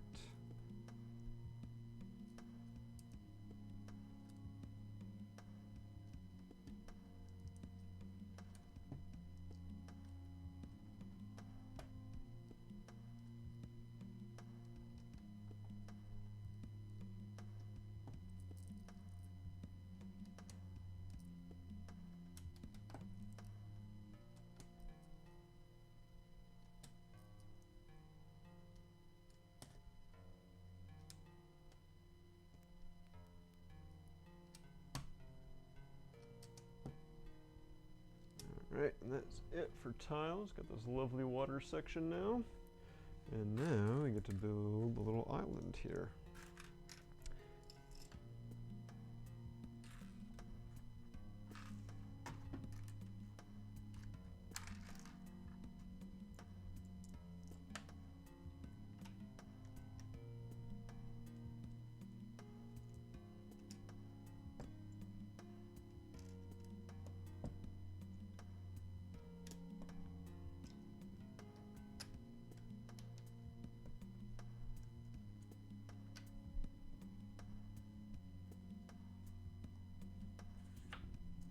I'm not doing good at following directions today. Okay, on plate.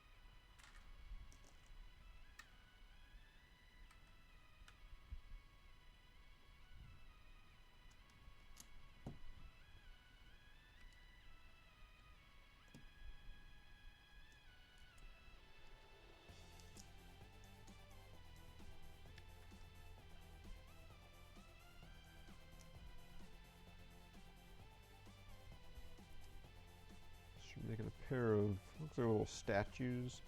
Almost kind of look like little fire hydrants or something.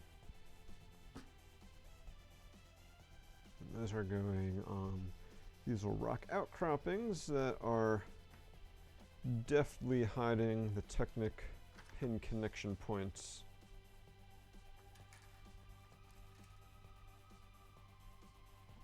To attach this to the other parts of the city. Alright, now we're making a cute little bonsai tree, it looks like, and some other little details. Like, we're using this minifig hat piece as a rock, it would seem. We've got these, originally the Wolverine claw piece, but we've got them in green that we're using as little leaves on this tree. So lots of interesting techniques.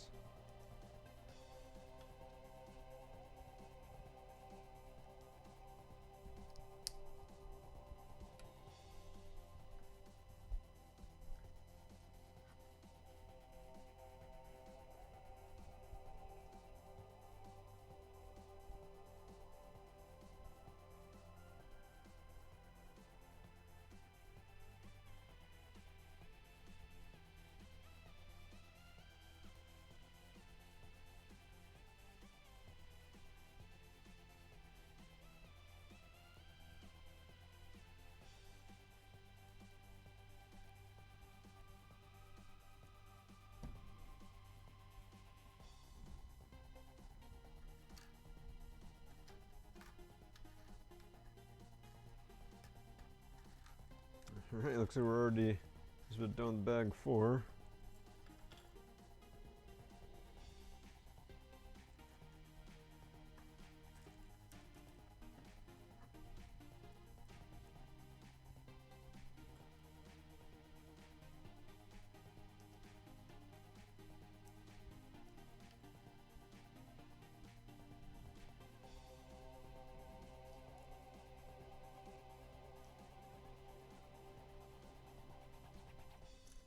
After we make this little flowering bush for the island, we'll be moving on to bag 5.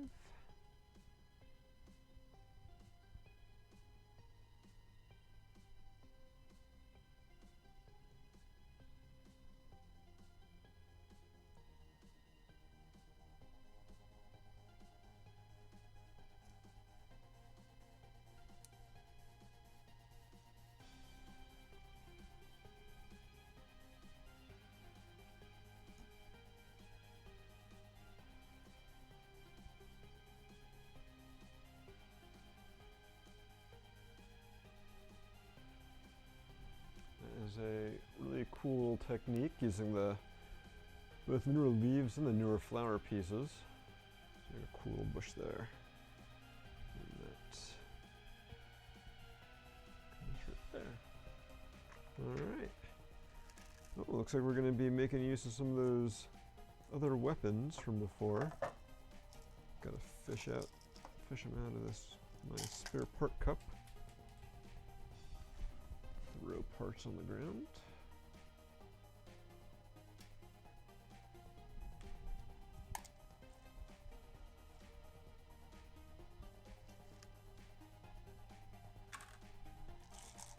So it's nice that we're using all of the weapons from that little bag.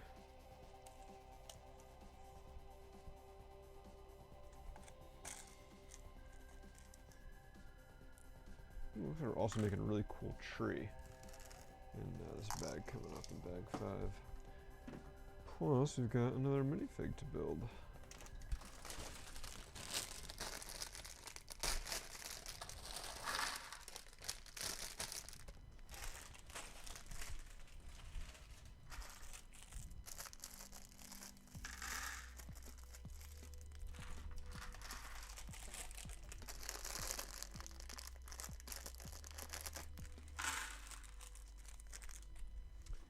The first thing that's jumping out at me are these spring yellowish green.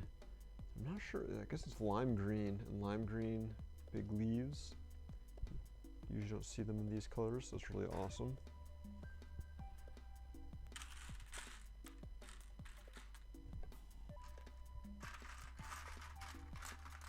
But we've also got a minifig to put together. None other than Nia in her street clothes. So she's got a cool jacket on there, a happy face, and angry face, and some nice detailing on the back. She's got her usual hair piece, a nice little bit of silver printing for the hair tie.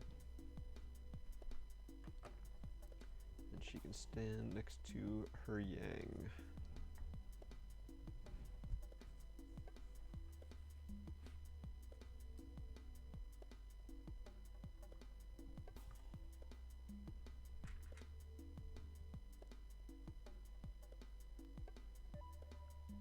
So yeah, we're using some of those weapons from earlier. Which one is gonna face? To use as plants.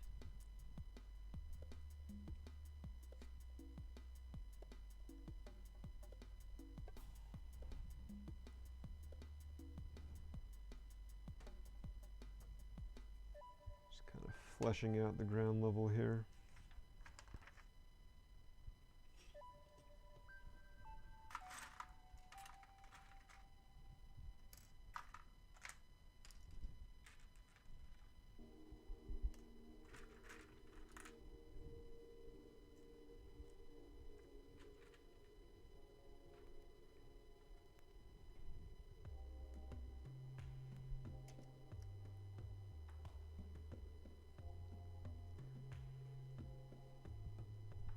Not sure what we're building here, but it kind of looks like it is a little table with like a candle or jar on it in the middle. It's just kind of sitting there.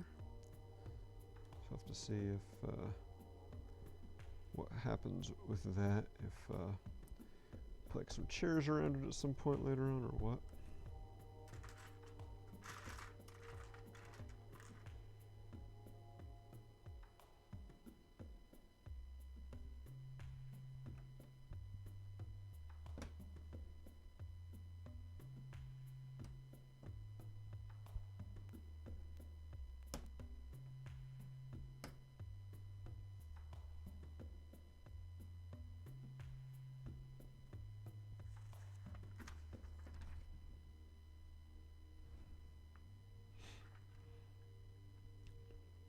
Alright, now we're starting to build another tree. The gardens really living up to their name. With lots of foliage.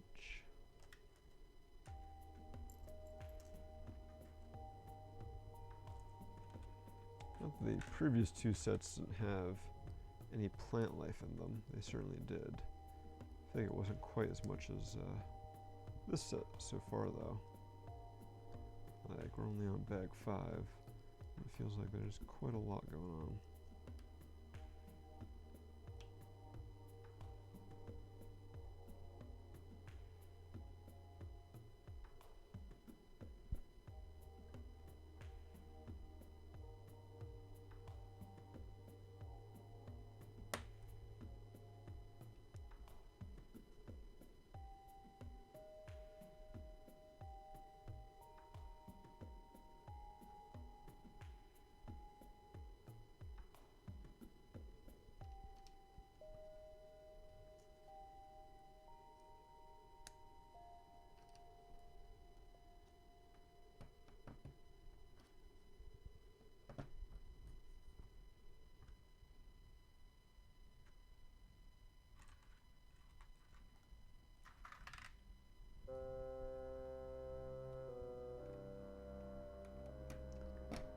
So it looks like we're using these big kind of engine pieces as the base of a tree trunk here.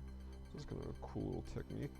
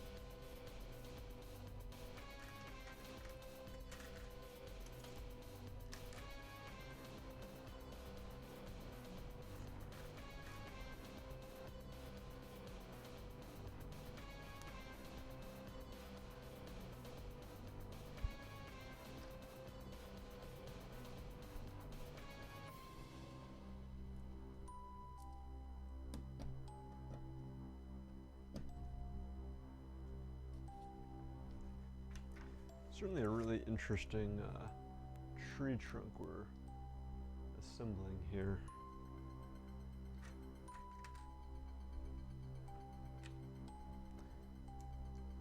Or actually looks like making a little park bench that's gonna go under it. That's cute.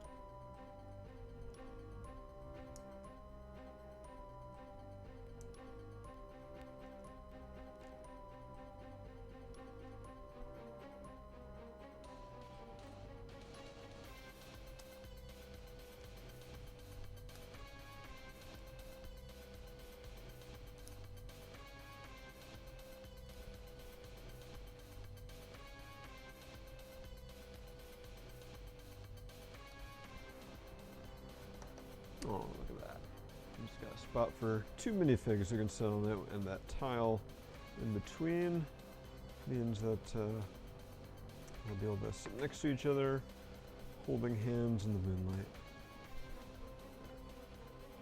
Pull that back a little bit so you have some space to build.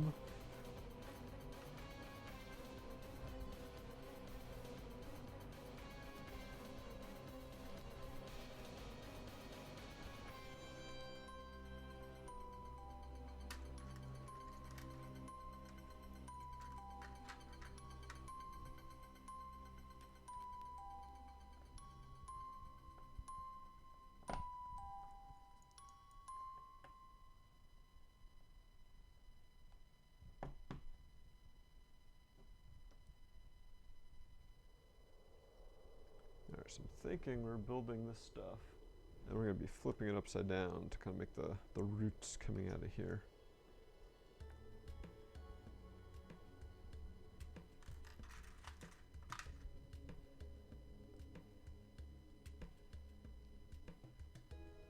It is a very gnarled tree.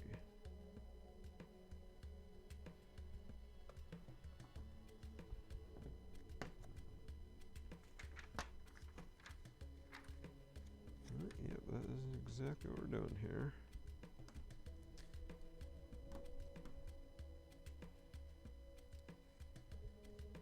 Now I've got to try to kind of figure out how these are supposed to be rotated here. There we go.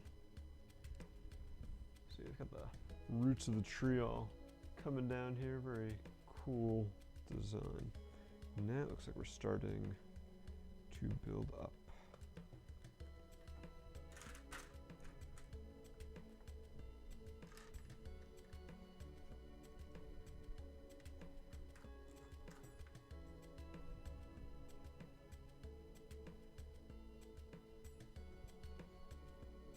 So we're using one of these trans-clear, like minifig handle pieces, I guess, to attach one of these branches so you can get a kind of unique looking angle out of it. It's going right in the Technic axle hole there. Not sure how far this is supposed to get pushed down into here. Hopefully that is as far as it goes.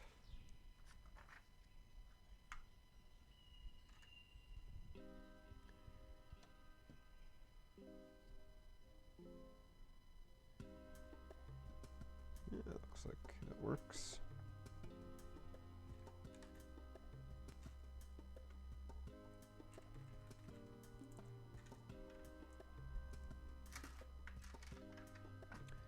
And now some more traditional Lego tree pieces, these arches in brown. I've definitely seen them used as tree limbs before. Many, many times over, in fact.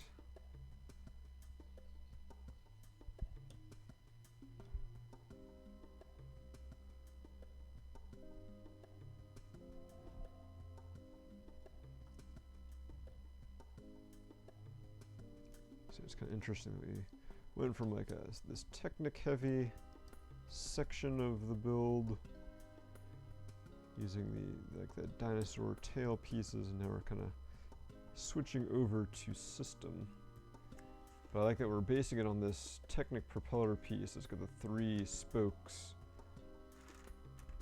to make it nice and sturdy and give it like a unique angle there.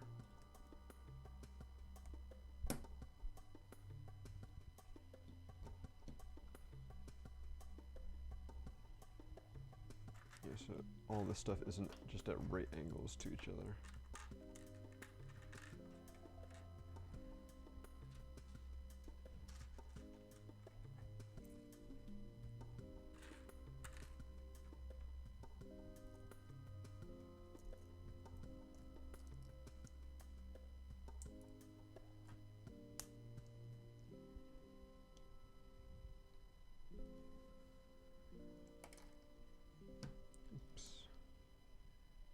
Get back on there.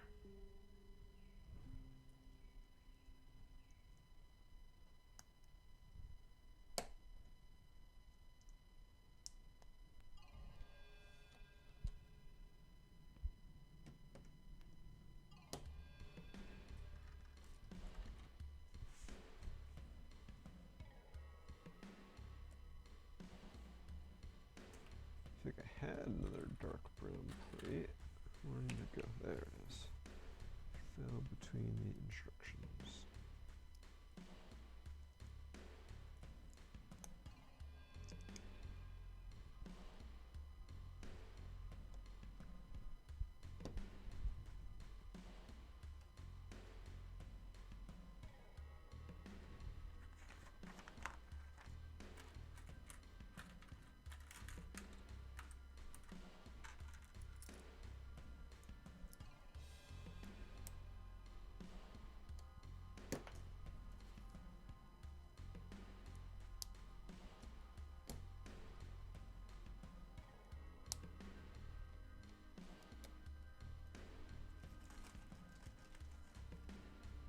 Alright, so I think this is usually like a zip line piece.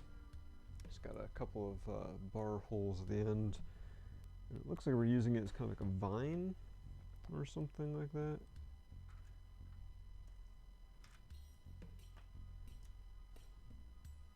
So connecting it onto there. And then kind of wrapping it around the trunk. A little bit of the bar that was still hanging out from our park bench. I think you need smaller fingers than I have to get that on there. It matters though.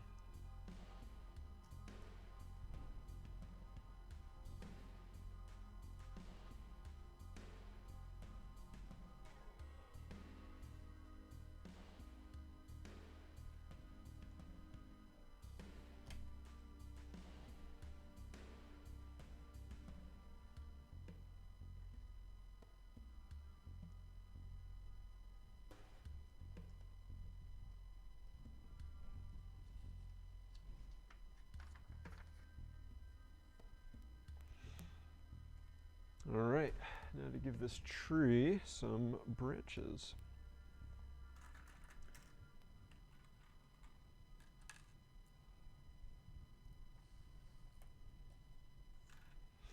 So like before we know, we're going to be done here with bag 5. That's cute, we're making a little bird's nest for this little, I guess, pigeon. Nondescript bird.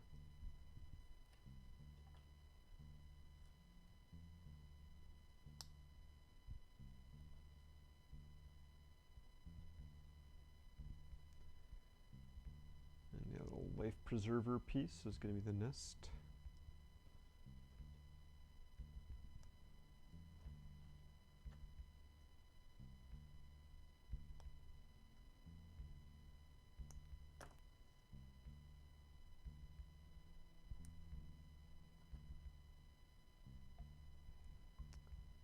And look at that. So cute and adorable. All right. That goes onto here.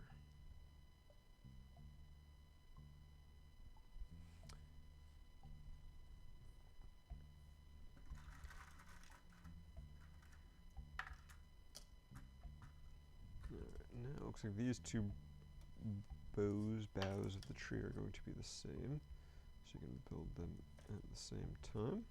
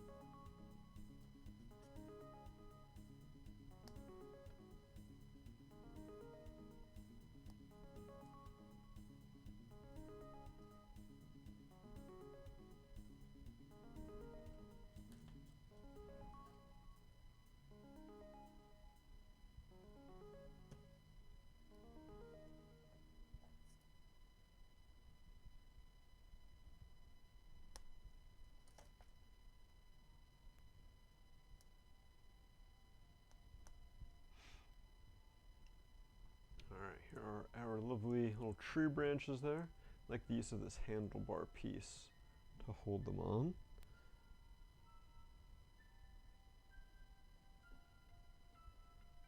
You can kind of clip them and then tilt them at an angle to give it a more natural look. It looks like we're supposed to swing that over.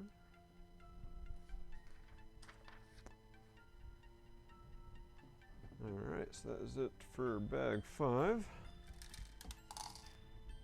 So bag 6, we get to start on our first room. Let's take a quick look at this lovely tree we've got going on here. And don't forget the little bird's nest. And yeah, this awesome roots with a little park bench underneath. Very awesome. Alright. And we're only at 2 hours.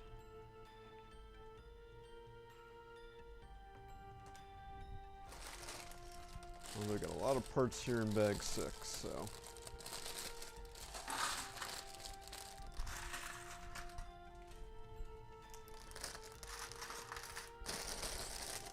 Along with our next minifigure.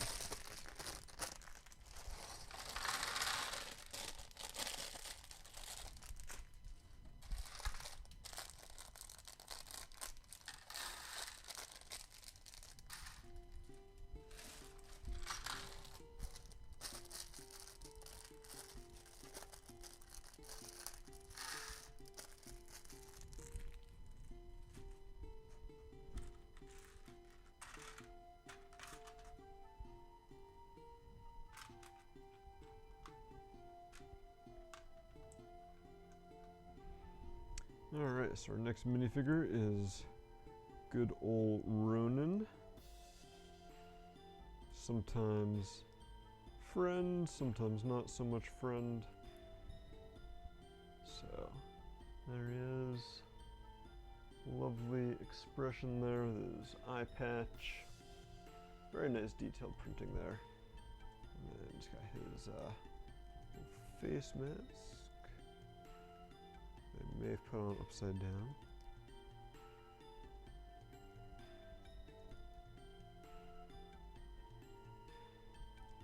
There we go. See this nice back printing. And of course, his dark orange hair. So it looks like, I assume this is like his shop or apartment or something, and we're kind of pretty much building it separately, and then we'll be attaching it to the main section, so we can move this off to the side for now.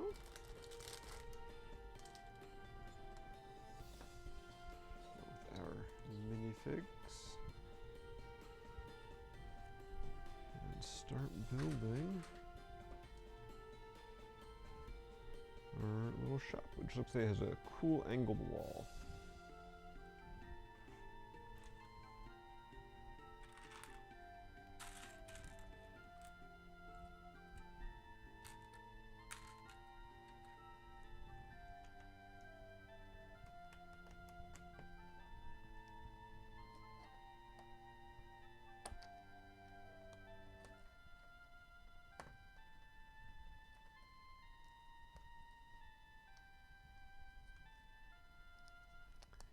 Looks like that is actually going to be what covers up the Easter egg. Which makes sense. I feel like Ronin would have some treasure hidden in his basement.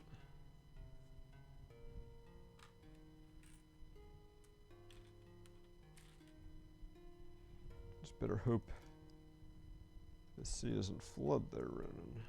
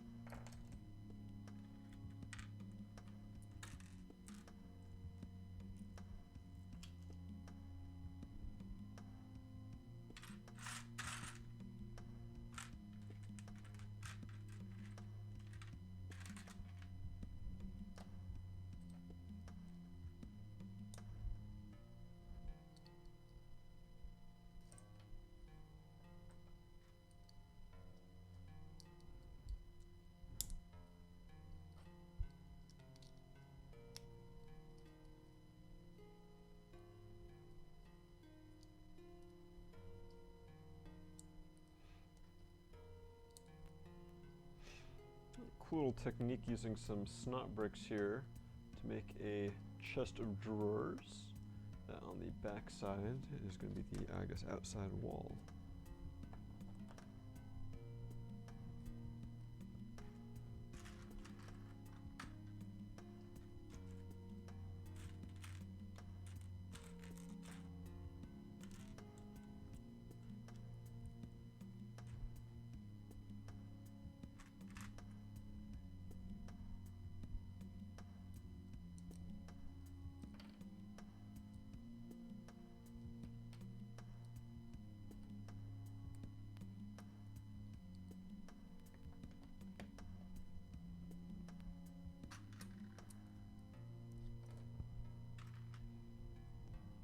Like there's this whole art to making little minifig furniture here.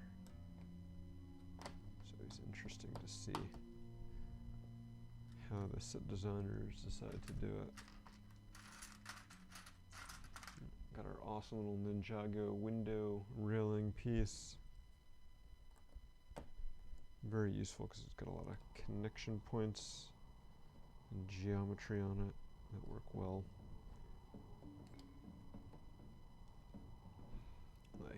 So yeah, the little things here are bars that you can clip onto, and the centerpiece perfectly fits a 1x1 brick. So super useful, very well designed, of course. Fits within the Lego system, so to speak.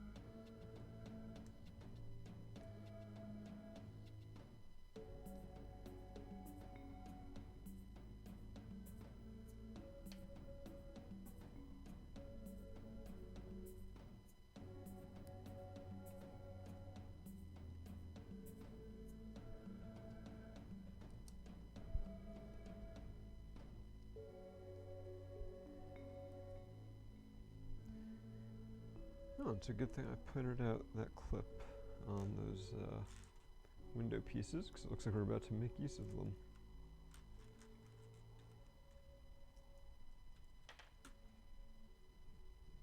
Oh, we've got just our second sticker. We're on bag 6. We're finally getting to our second sticker. I have to find sticker number 36. There we go. So this is one of the, I guess, like little Ninjago trading card stickers. They've appeared in a number of sets over the years, including the 2 previous Ninjago City sets. Looks like one of the Serpentine characters.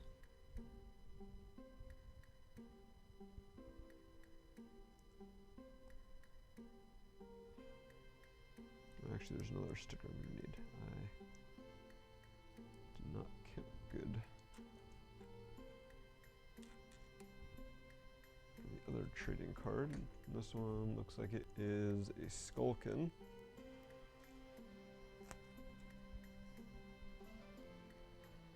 I love how they have little stats on them as well.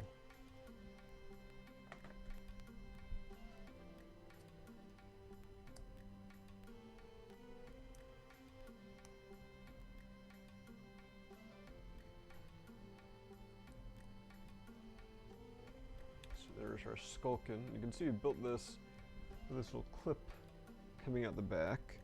And that is so we can stick these books on the shelf we're making. So yeah, so now that chest of drawers I was talking about before has become a bookshelf. And you can see that those clip onto the back of the window here.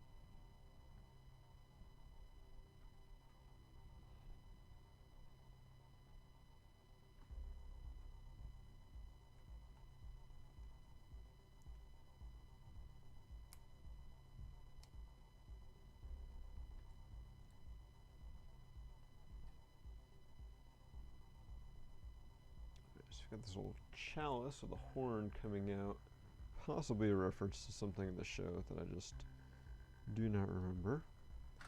Oh, alright, here we go. So we've got a trap door piece coming in that will, I guess, allow us to access that Easter egg.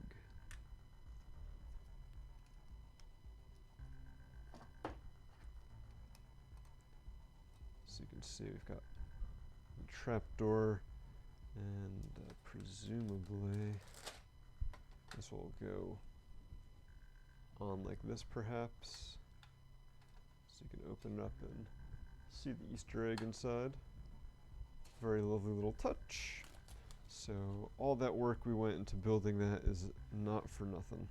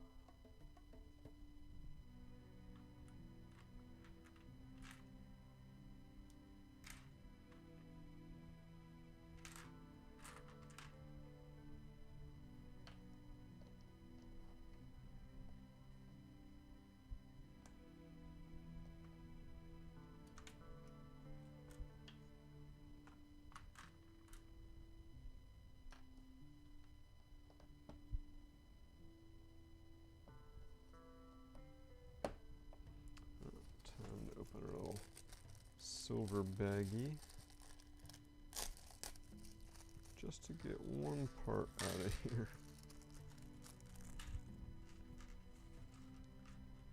Because we need this little part to hold, no less, a flower. I didn't know you were so sensitive, Ronin. I'm glad to see that.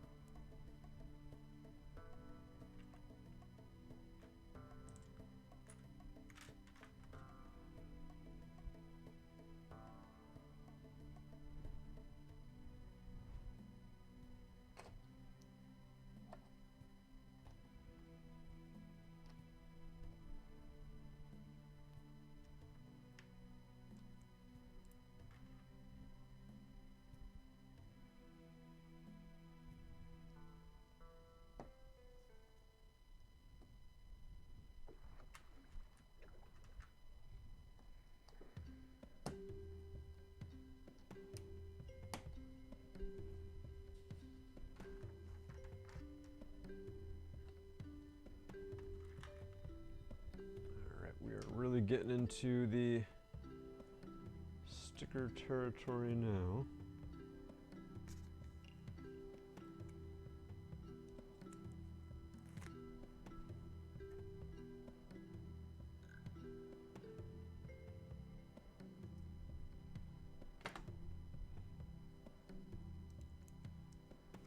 So you've got a map of what I believe is the island of Ninjago.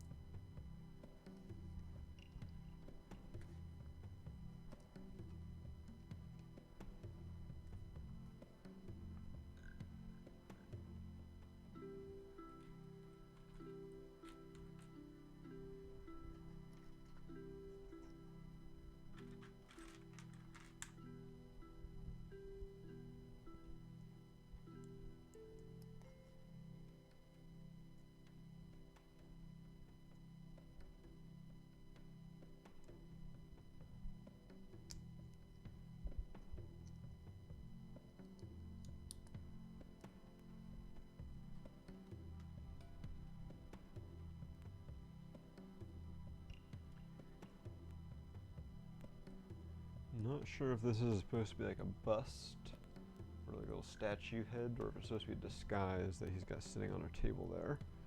Little top hat and mustache.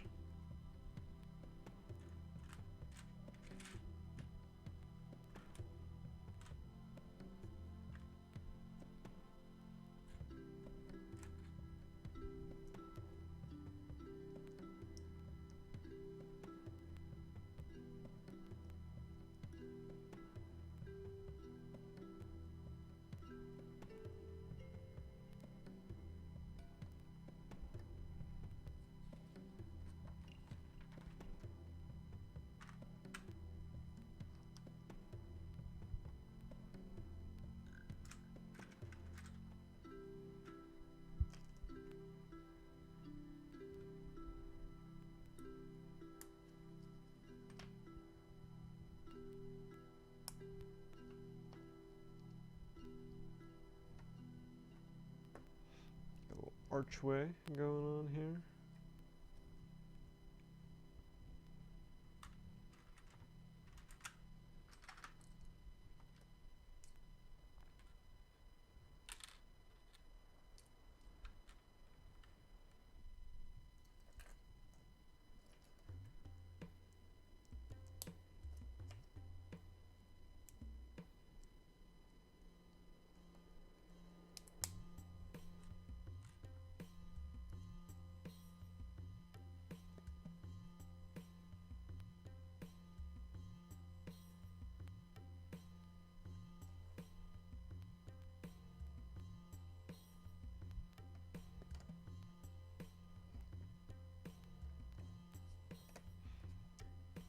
Cool decoration going over the arch, the little dragon hilts from past seasons' weapons.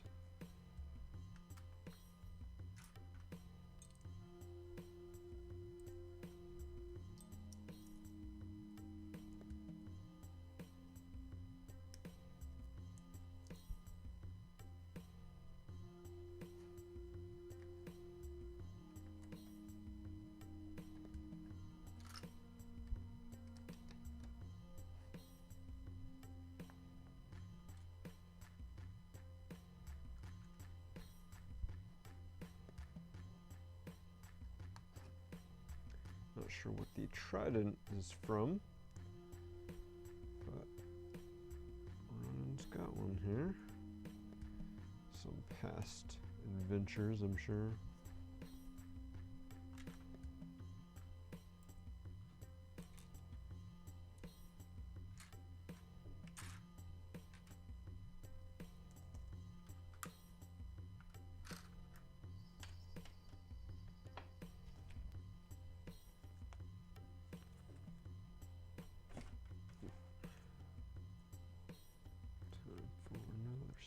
Sticker.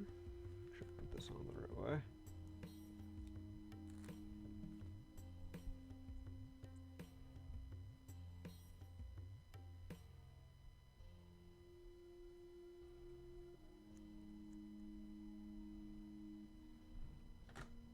Lovely little design.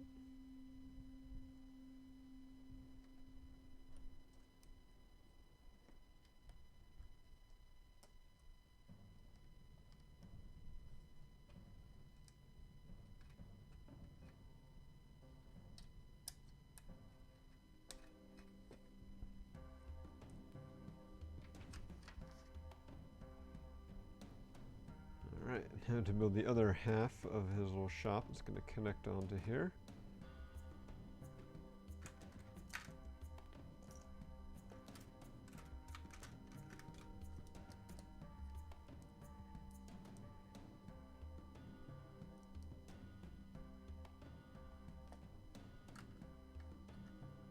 Looks like this is going to have some sort of secret trapdoor as well. Possibly into the water. So if he needs to make a quick escape, he can maybe. Or this is going to be a window or something. That may make more sense. That what we're building, it's not flat, we're gonna flip it up on its side.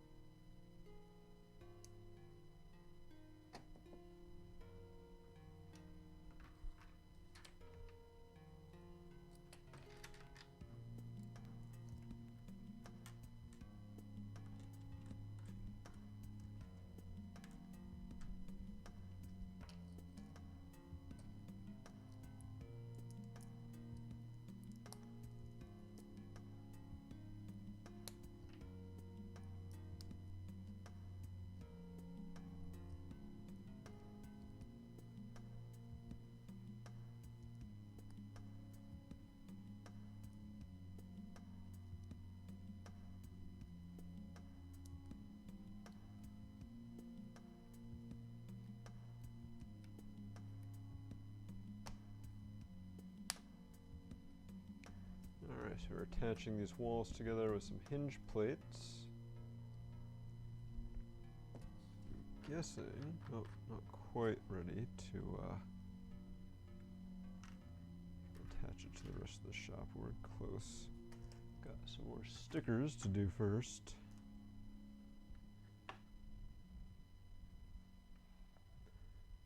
Numbers 4 and 34.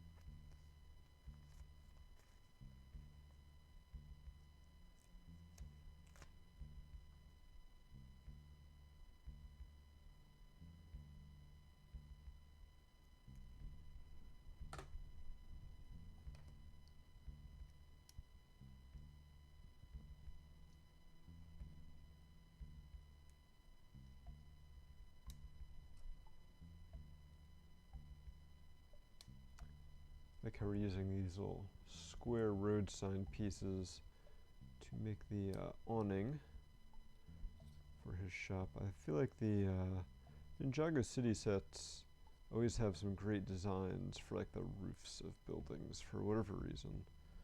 They tend to be particularly excellent at that.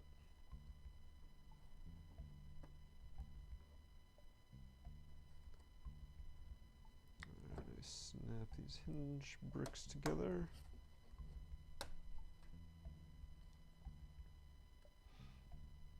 Coming together quite nicely. So we got a couple little details to add. Oh, apparently I skipped a step somewhere where I was supposed to put a bunch of tiles on top of here. Oopsies. I guess we can go back and do that now. I've probably made this a little sturdier.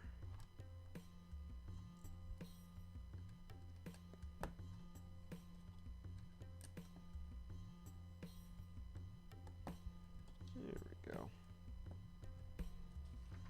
Alright, looks like we're just about done here with bag 6. Hey there, Dylan. Good to see ya.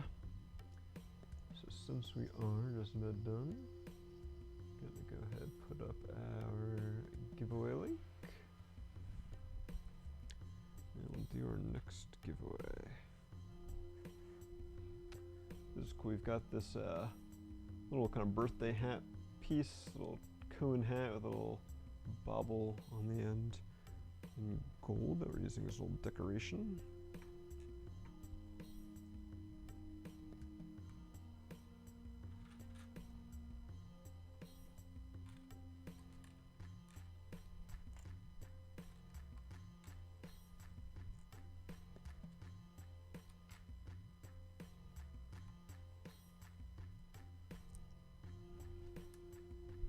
Doing pretty good. How about yourself?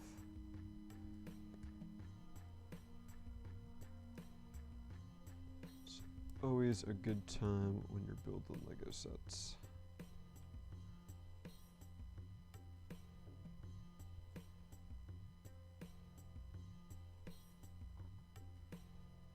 So we've got a couple of lanterns that are going to be outside of Ronin's little shop here.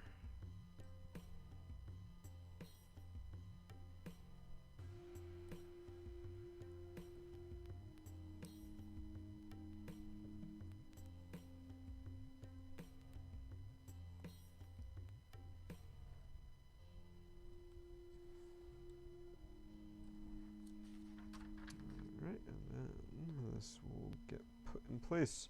Before we do that, we'll show it off here. Let's go ahead and get rid of our picture-in-picture. So yeah, definitely like the little opening here, the decorative little bar and the lamps, little awning. I'm just going to assume that that little sand blue thing is a little bell ring for service. And then got a little sign out here. I assume this is like Ronin's shop or something like that. Little flower detail. And the opening door. It's kind of hard to see the inside at this point, but there's a bookcase here that's got a couple of like little trading cards hiding on it of scales, this little cup with a spike, and then of course the trap door in there. So let's go ahead and attach this and cover up our little Easter egg.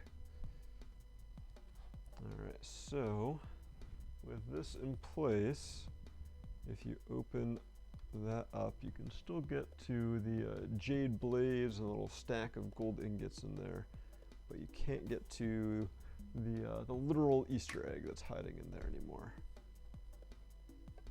But yeah, that works out very nicely. Starting to get somewhere with this. Alright, let's get rid of all of our extra parts here. Open up bag 7. Depending on how long that takes, it may be our last bag for today.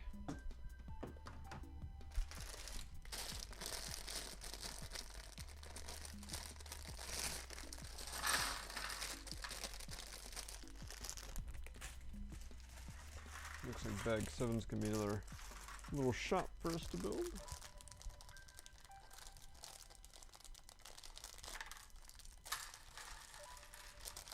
Yes, this set can definitely connect to Ninjago City and the city docks. Either or both.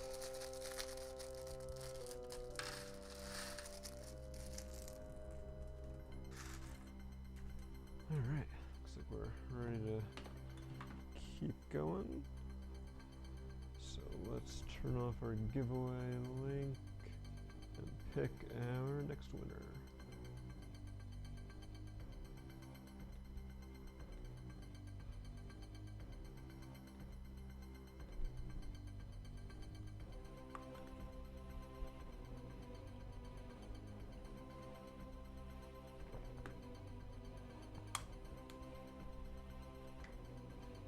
Alright, Dylan, now you're a winner. You've won a First Order Stormtrooper buildable figure set. Congrats. Yeah, no worries about the delayed response. I mean, sometimes it takes me a sec before I even see the messages, since I'm both building and watching the chat. Alright, let's get our picture cam back on so we can move this out of the way, since we're going to be building a separate structure.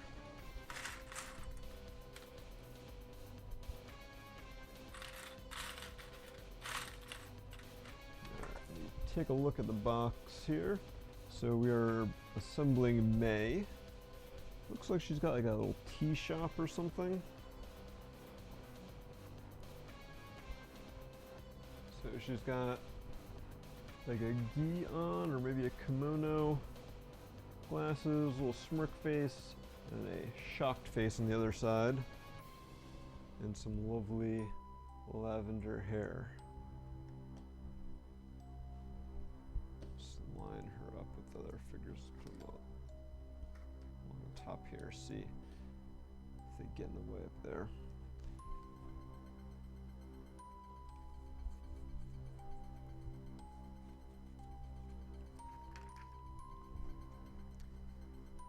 Alright, so it looks like this shop is also going to have an angled wall, and that is going to go like over here.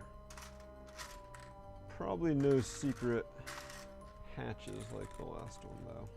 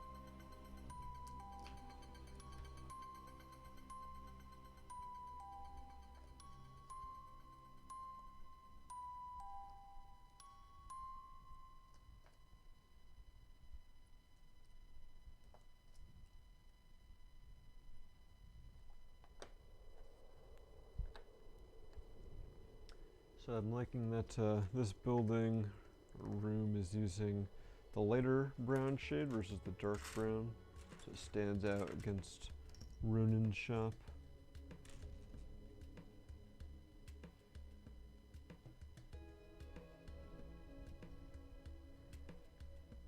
I have indeed played Lego City Undercover, although it's been a while. Sure, I will be getting back to it at some point, since pretty much played all of the TT games that are out, and beat the campaigns on all of them. So now I've been going back during our Twitch Tuesday streams and going to 100% complete as many of them as I can. So recently finished the Lego Movie video game. Now we're moving on to the Lego Ninjago movie game. And that one definitely seems to be very fast. I believe it is one of the fastest games to 100%. After beating the main campaign, I think I was at like over 50%, and then I just streamed it once this past week, and now I'm at over like 70% done. So hopefully that should be pretty quick. But I've also take some breaks here and there and playing that to keep going back to Lego Dimensions and slowly working my way through that game, because there's a lot. I've beaten the main story in Dimensions, but there's like all those different characters and everything, all the character packs and level packs and everything, so there is an awful lot to play there.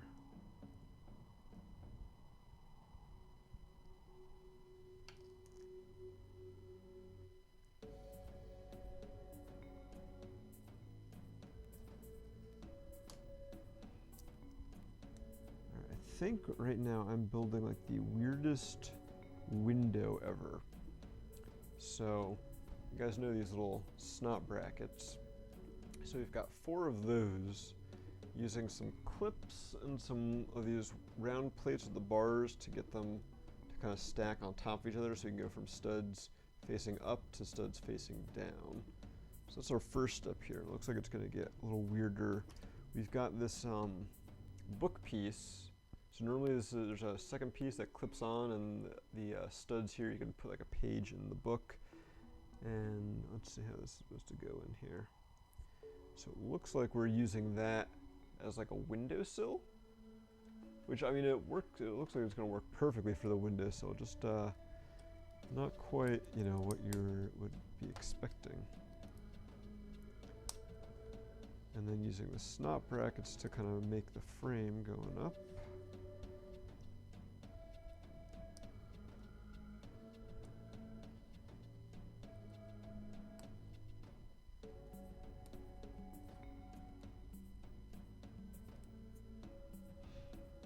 So yeah, here is our window with a lot of snot. Like the top part here, you can see the studs are going, you know, side to side, not up and down or top to bottom.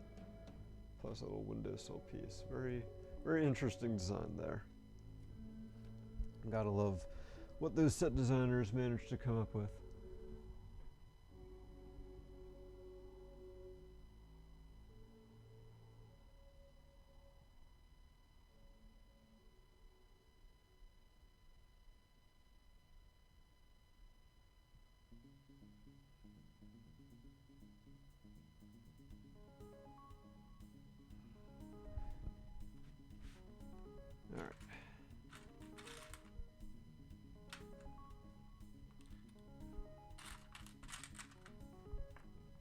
Yeah, I feel like Lego Lego City Undercover probably is one of the longer games to get to 100% on, because it is kind of like an open world game, like you were saying there. So I can definitely see why you might tire yourself out of that. we'll see if I ever actually make it to that one to get 100% on, or if like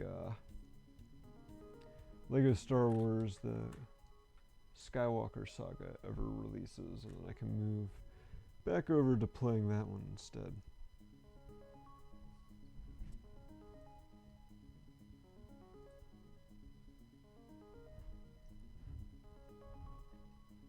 Yeah, Lego Indiana Jones is fun. There's two different versions of that. There's like the Adventure Continues that has the 4th movie on there, but it also has the first 3 movies again, but with like different levels. So it's kind of an interesting design there, kind of something different.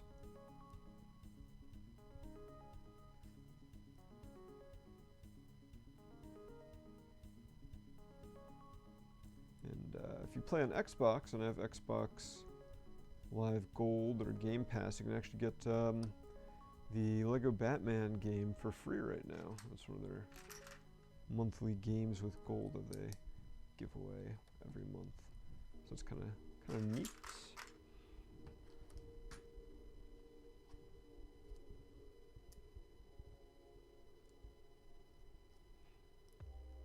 But yeah, it'd be cool if there's more Ninjago games than just the one based on the movie.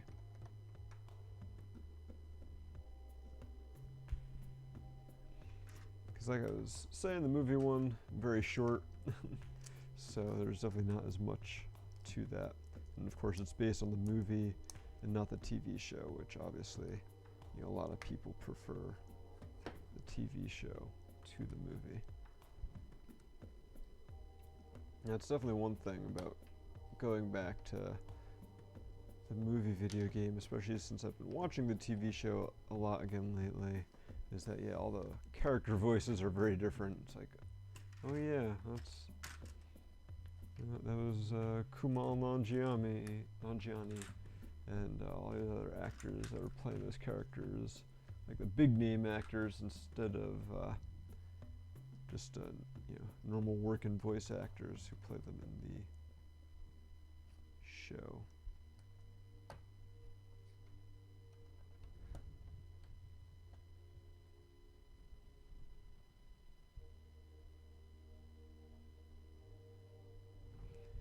Oh yeah, when I'm playing these games for 100%, I definitely use the guides.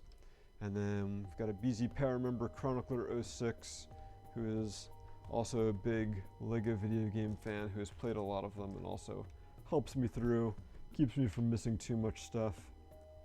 So it's definitely a team effort.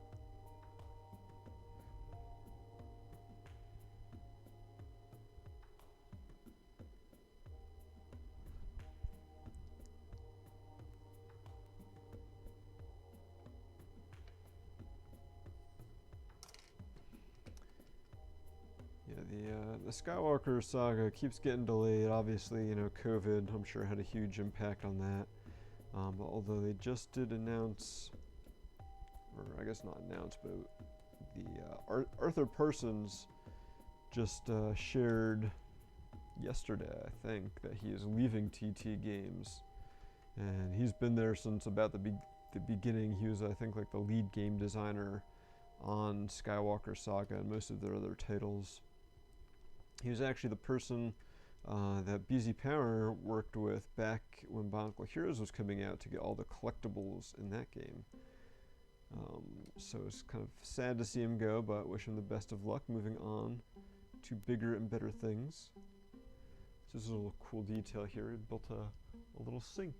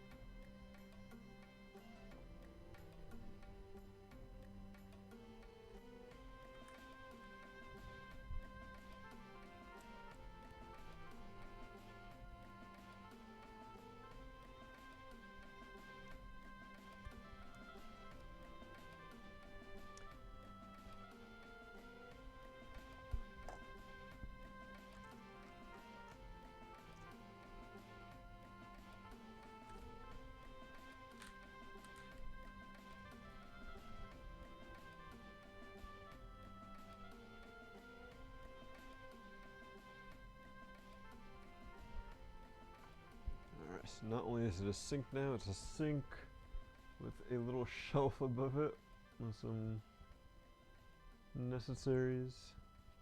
And then this cute little light on the outside by the door.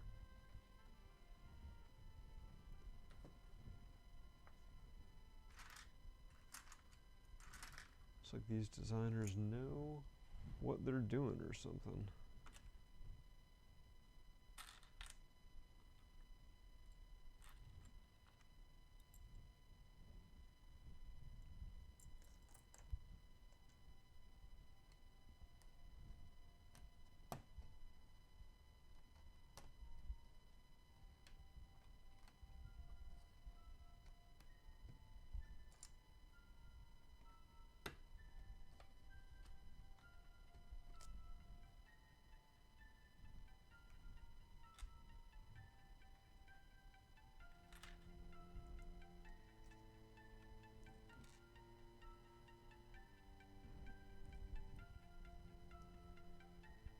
Yeah, I've never built any of the modular buildings, like the Cafe Corner series of sets. But I do like these Ninjago City ones. Not that I don't like the modular city sets either. Just afraid if I started getting into those, I would like them too much. I'd want to go out and get them all.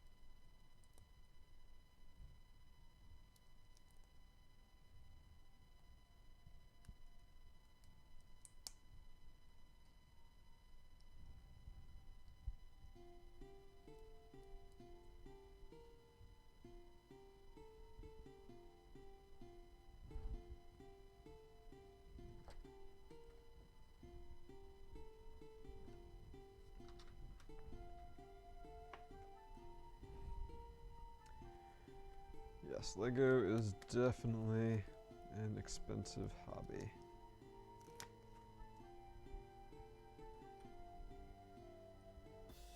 Alright, we've got another sticker going in. Gonna see if I can look at the front of the instructions again real quick to translate what the sign says. Just because I'm curious. Have an idea. Yep, okay. So, kind of already knew what I was going to say, so I was kind of confirming. So there's like a little pot of soup or something there, and it says food. Nice and simple.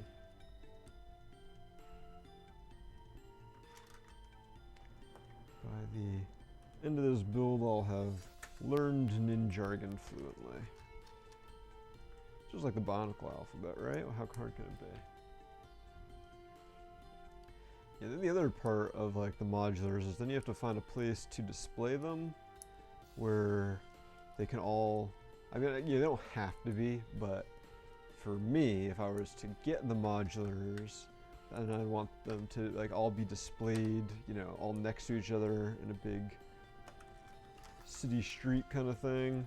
And so that's a whole like space commitment you gotta come up with, at least for like the Star Wars, UCS ships and stuff like that. You're a little more free to move them around and rearrange them as, you know, to what fits best with your space.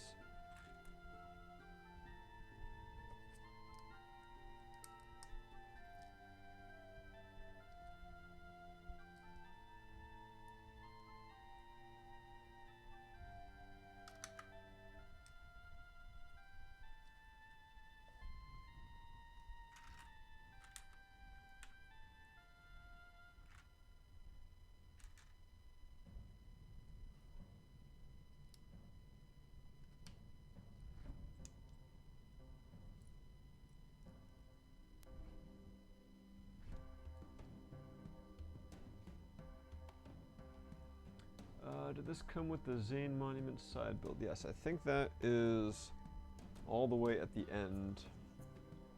There's like a little like pagoda garden thing that we build. So I have not gotten there just yet. That'll be later this month.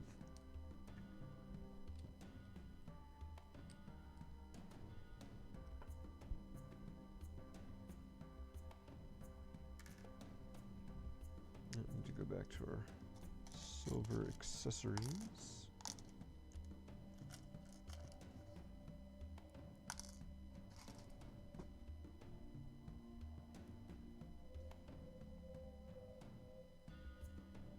Got a little printed gauge dial, not a new print. I'm kind of curious like what that's going to be part of though. Got little pipes with a little gauge dial on it there.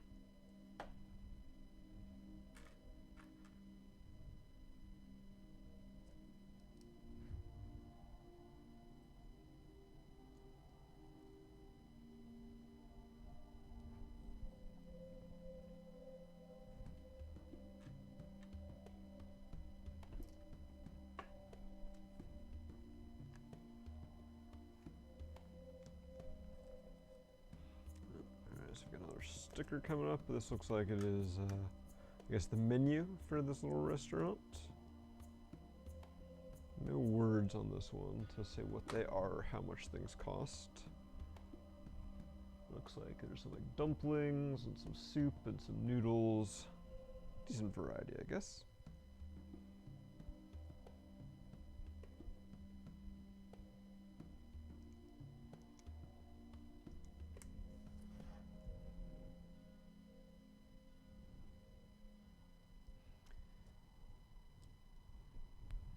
So the main part of this, as you can see, is built on this 32 by 32 base plate, and there's another hiding off to the side over here, a 16 by 32 base plate that I believe is the monument that you are speaking of. There's definitely a statue in it. I believe it is the Zane monument for when he sacrifices himself.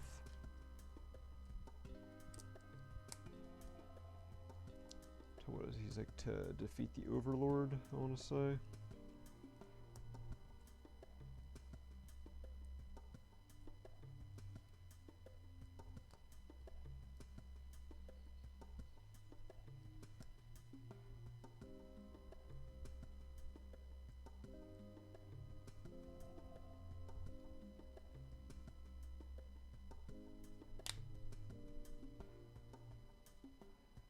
right, so our little windows coming together now.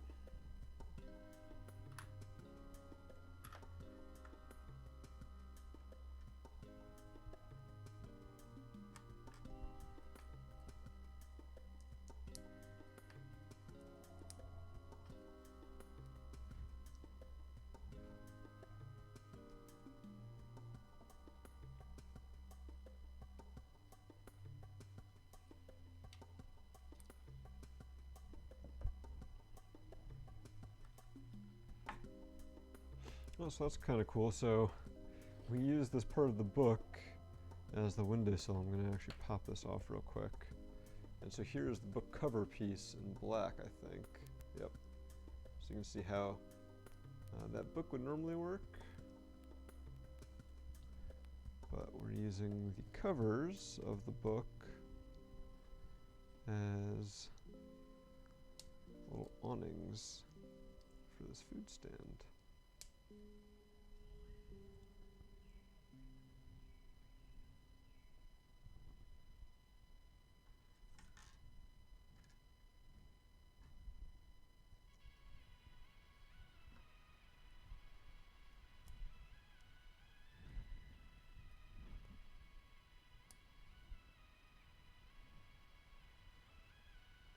Looks like you've got a little satellite dish slash antenna here.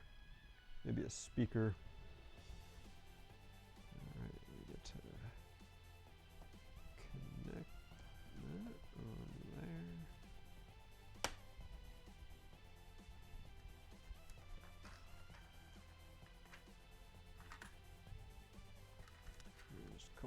details. I think we are going to be done with bag 7.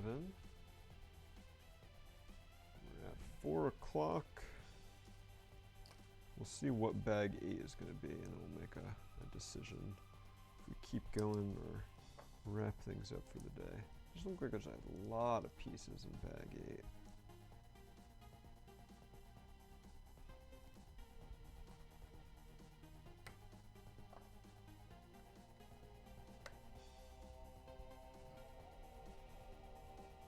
Alright, here is our little restaurant. So this looks like it's a little balcony. I think it's going to sit out on the water. So a little door there so they can go enjoy the weather. And then the food window shop. I guess this is like where you place your order maybe, and here's where you pick it up or something. Another door to get in. And a nice little simple kitchen there. There's some stuff stacked on the shelf. Very nice all in all. So let's go ahead, place this in here.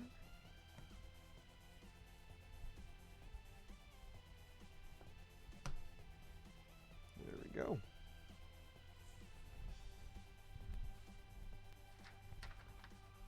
Alright, so bag 8 looks like it's going to be the second floor for this building.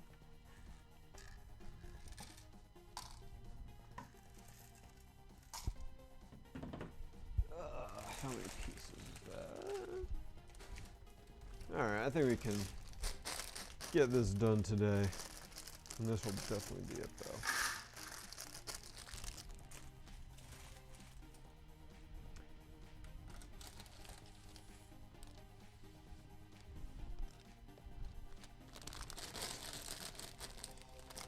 So we got another minifigure in bag 8 here.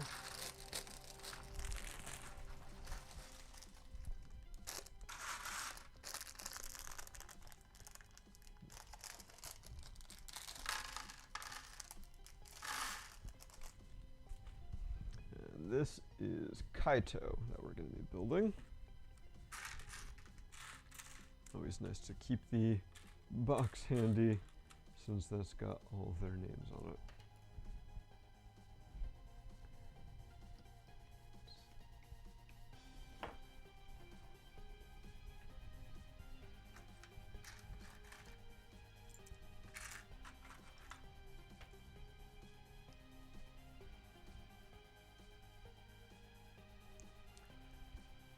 Alright, there's Kaito.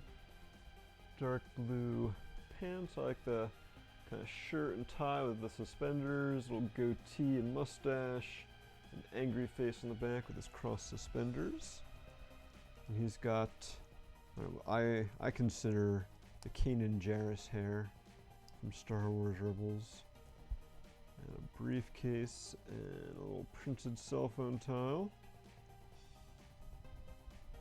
So there he is, got a cell phone, so you can do business stuff.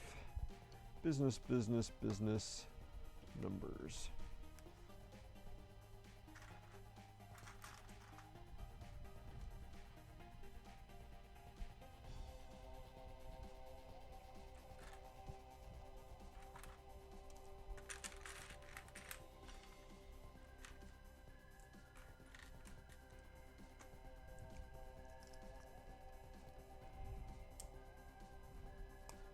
And this music track is a fairly recent addition to our mix. And I can't remember the name of the member who put that one together offhand, but it will be in the description when we put this up on YouTube. We'll have a link to them along with the other musical contributors.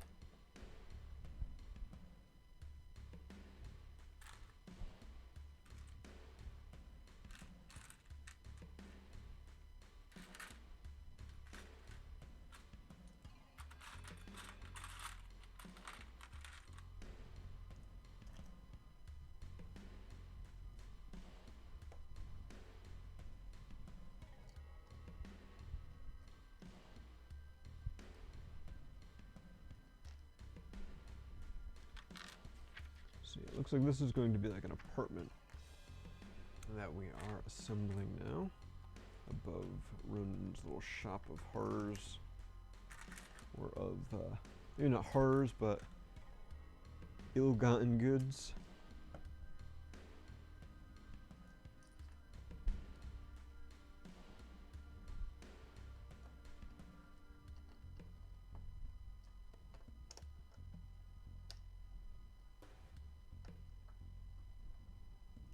So we're back to the primarily the dark brown color scheme, which I don't have an issue with, but it is really hard to see on the instructions sometimes, especially when it's mixed with black.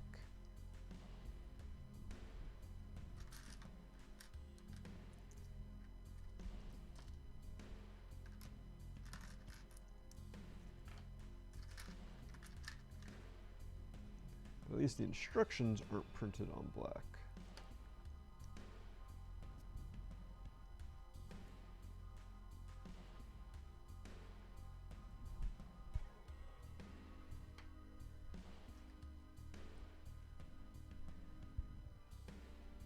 Yeah, I feel like the Bionicle movies are more or less out of print, and you know, it's perhaps of dubious legality, but I know I've seen them on YouTube just like in their entirety.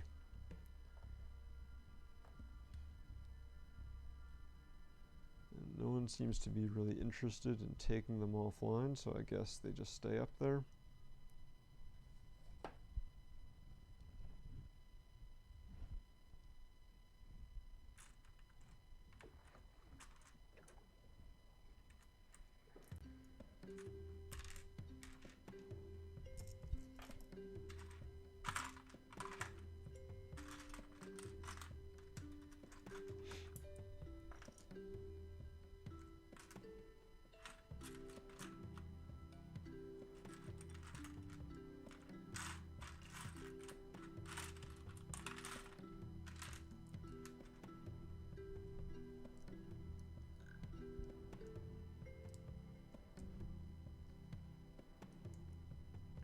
Yeah, I'm guessing that they're not on any streaming services. Maybe The Legend Reborn might be on a streaming service somewhere, but I don't think any of the first three ever really made it onto streaming.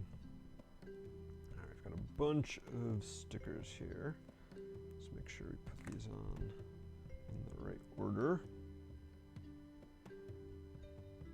because they're all on 2x2 inverted tiles.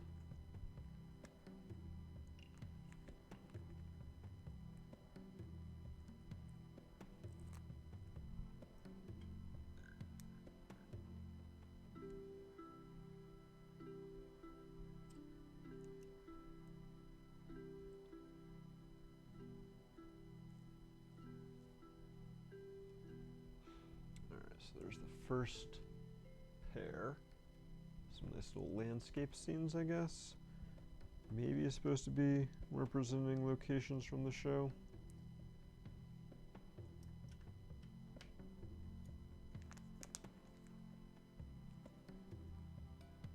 We'll see maybe when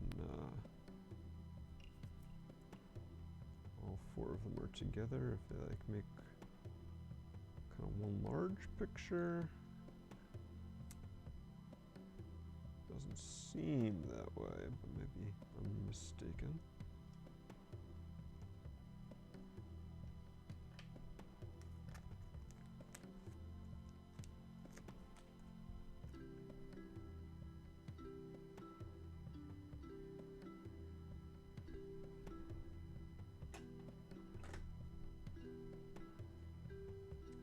Alright, see you later, Dylan. You're quite welcome for the prize. Take care. Alright, so there are our four little landscape scenes. Yeah, I don't think they line up in any particular order. I think they're just four different pictures. Little trophy or something in the middle.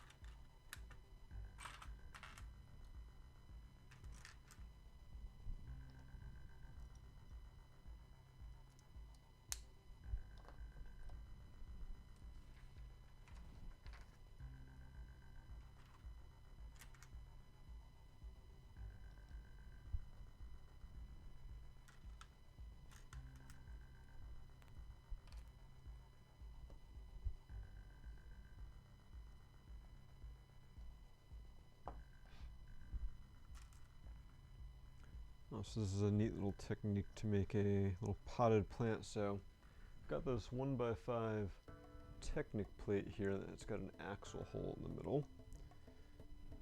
So we're taking this plant piece, putting it on this 1x1 round plate with a through hole, and then putting that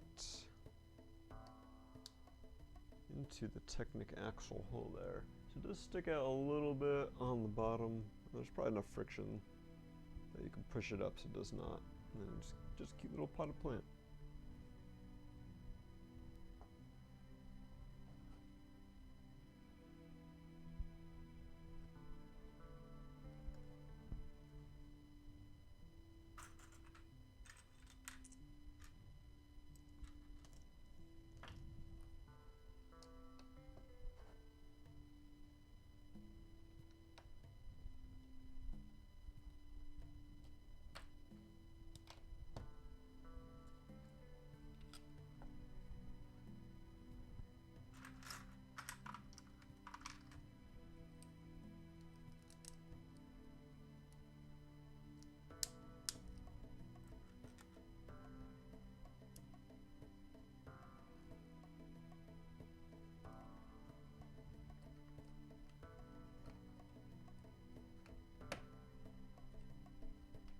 Nice little angled door frame here.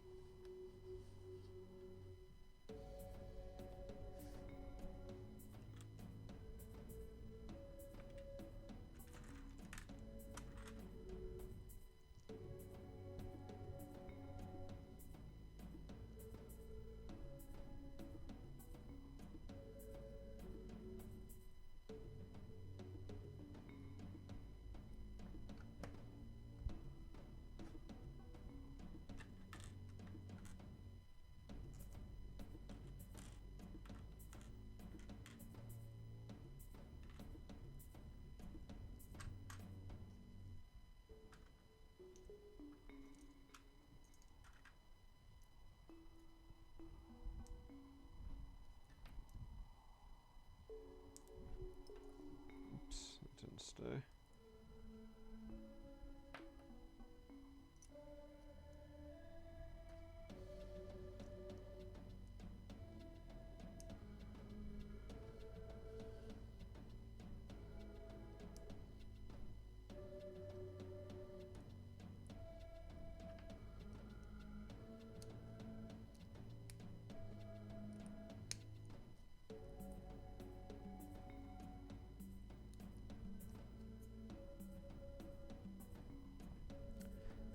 So once again, we're making use of little bars in this railing piece to clip on the little overhang roof. It's going to go cover the next level below.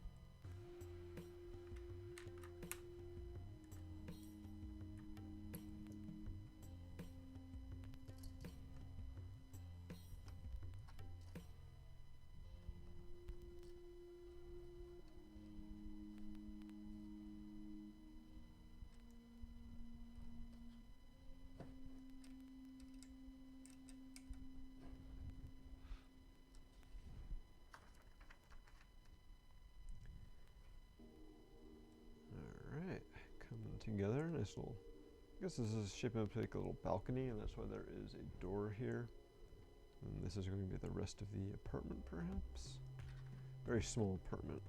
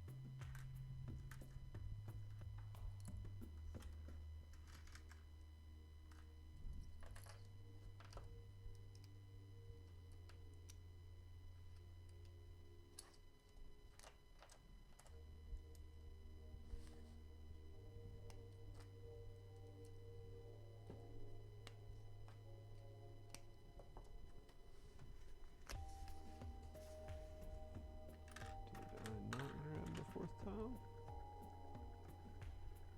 Thought I did. Oh, no, there it is.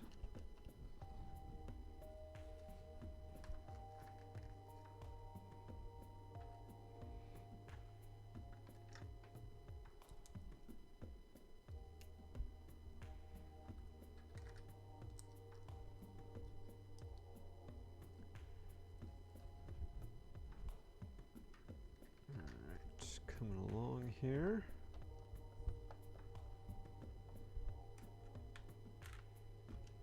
This will definitely be our last bag for today.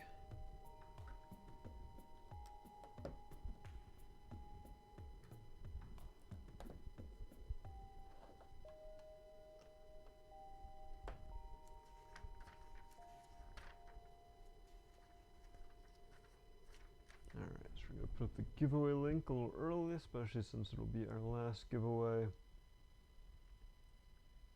Give everyone plenty of time to enter.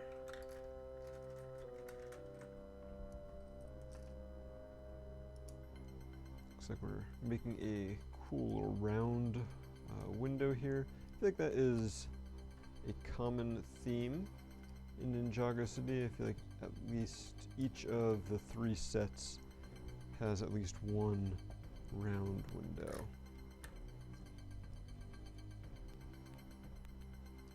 Just one of those kind of like common architectural details.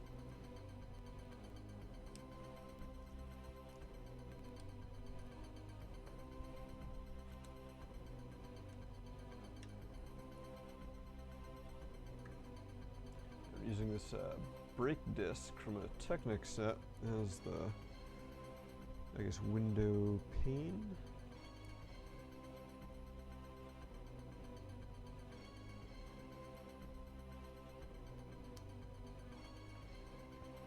Attaching with a couple of skeleton arms.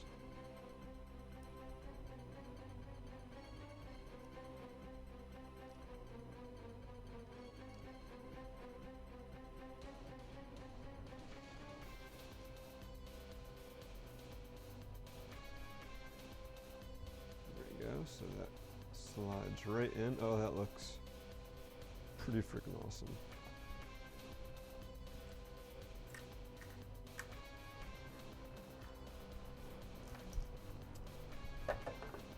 I think we're on the last little build.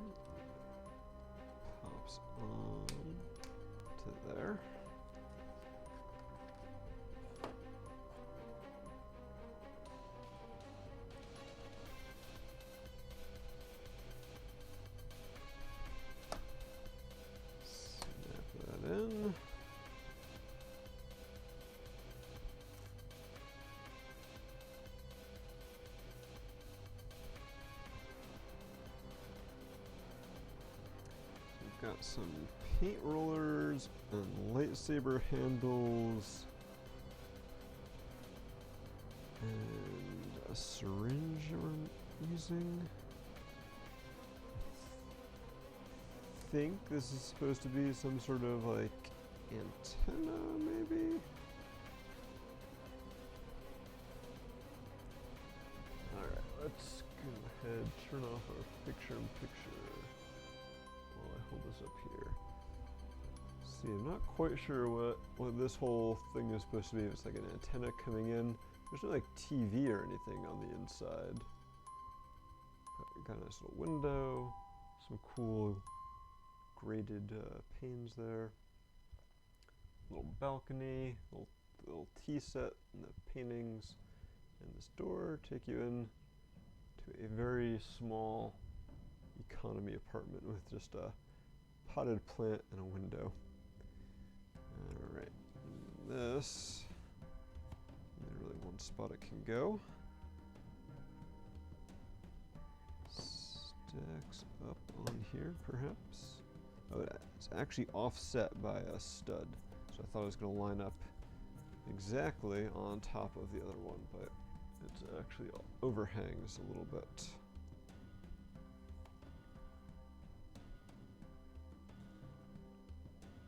Alright, so there is step one, or page, or day one, there we go, day one of the Ninjago City Gardens. So we've got a little island here, with a little bush, and a little tree. We've got a shop down here for Ronin that has, oh, my hand's in the way, a little secret trap door down there. And then a little balcony up above, the tea set. Got this cool column that we built with like these little gargoyle guys on the ends here. I thought I turned off the picture-in-picture. There we go. And then we've got this nice big tree that is still in the works. I assume it's gonna kind of blend into the city and kind of pop out in other spots. But this first level is pretty cool. I dig the little park bench and the roots kind of coming all in and out. And then we've got this little restaurant, little balcony going onto the water. And so I assume that, yeah, this little table here is, you know, you can order food at the restaurant and then eat it there. And then you can get a little better look at the little order window, and then you can get your food at the other one.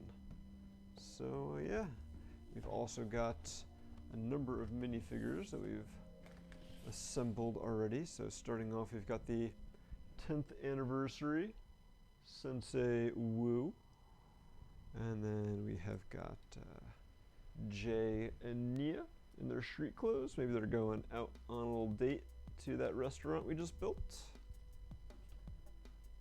We've got Ronin, probably up to no good, reselling some stolen merchandise. And our last two characters, check on the top of the box again. We've got May, who is presumably the proprietor of the restaurant.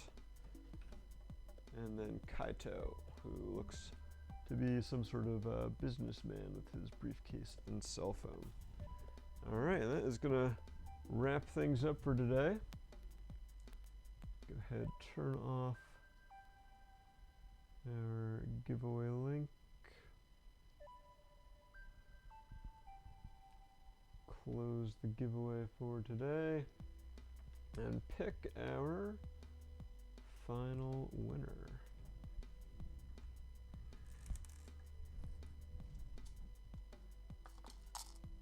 All right, congratulations to Woomy World, who has won a Baze Malbus buildable figure. We'll be sending you an email. Just got to reply with your name and address, and we will send you your prize. All right, so thanks everyone for watching our first step of progress on the LEGO Ninjago City Gardens. We'll be back next weekend, not sure which day just yet.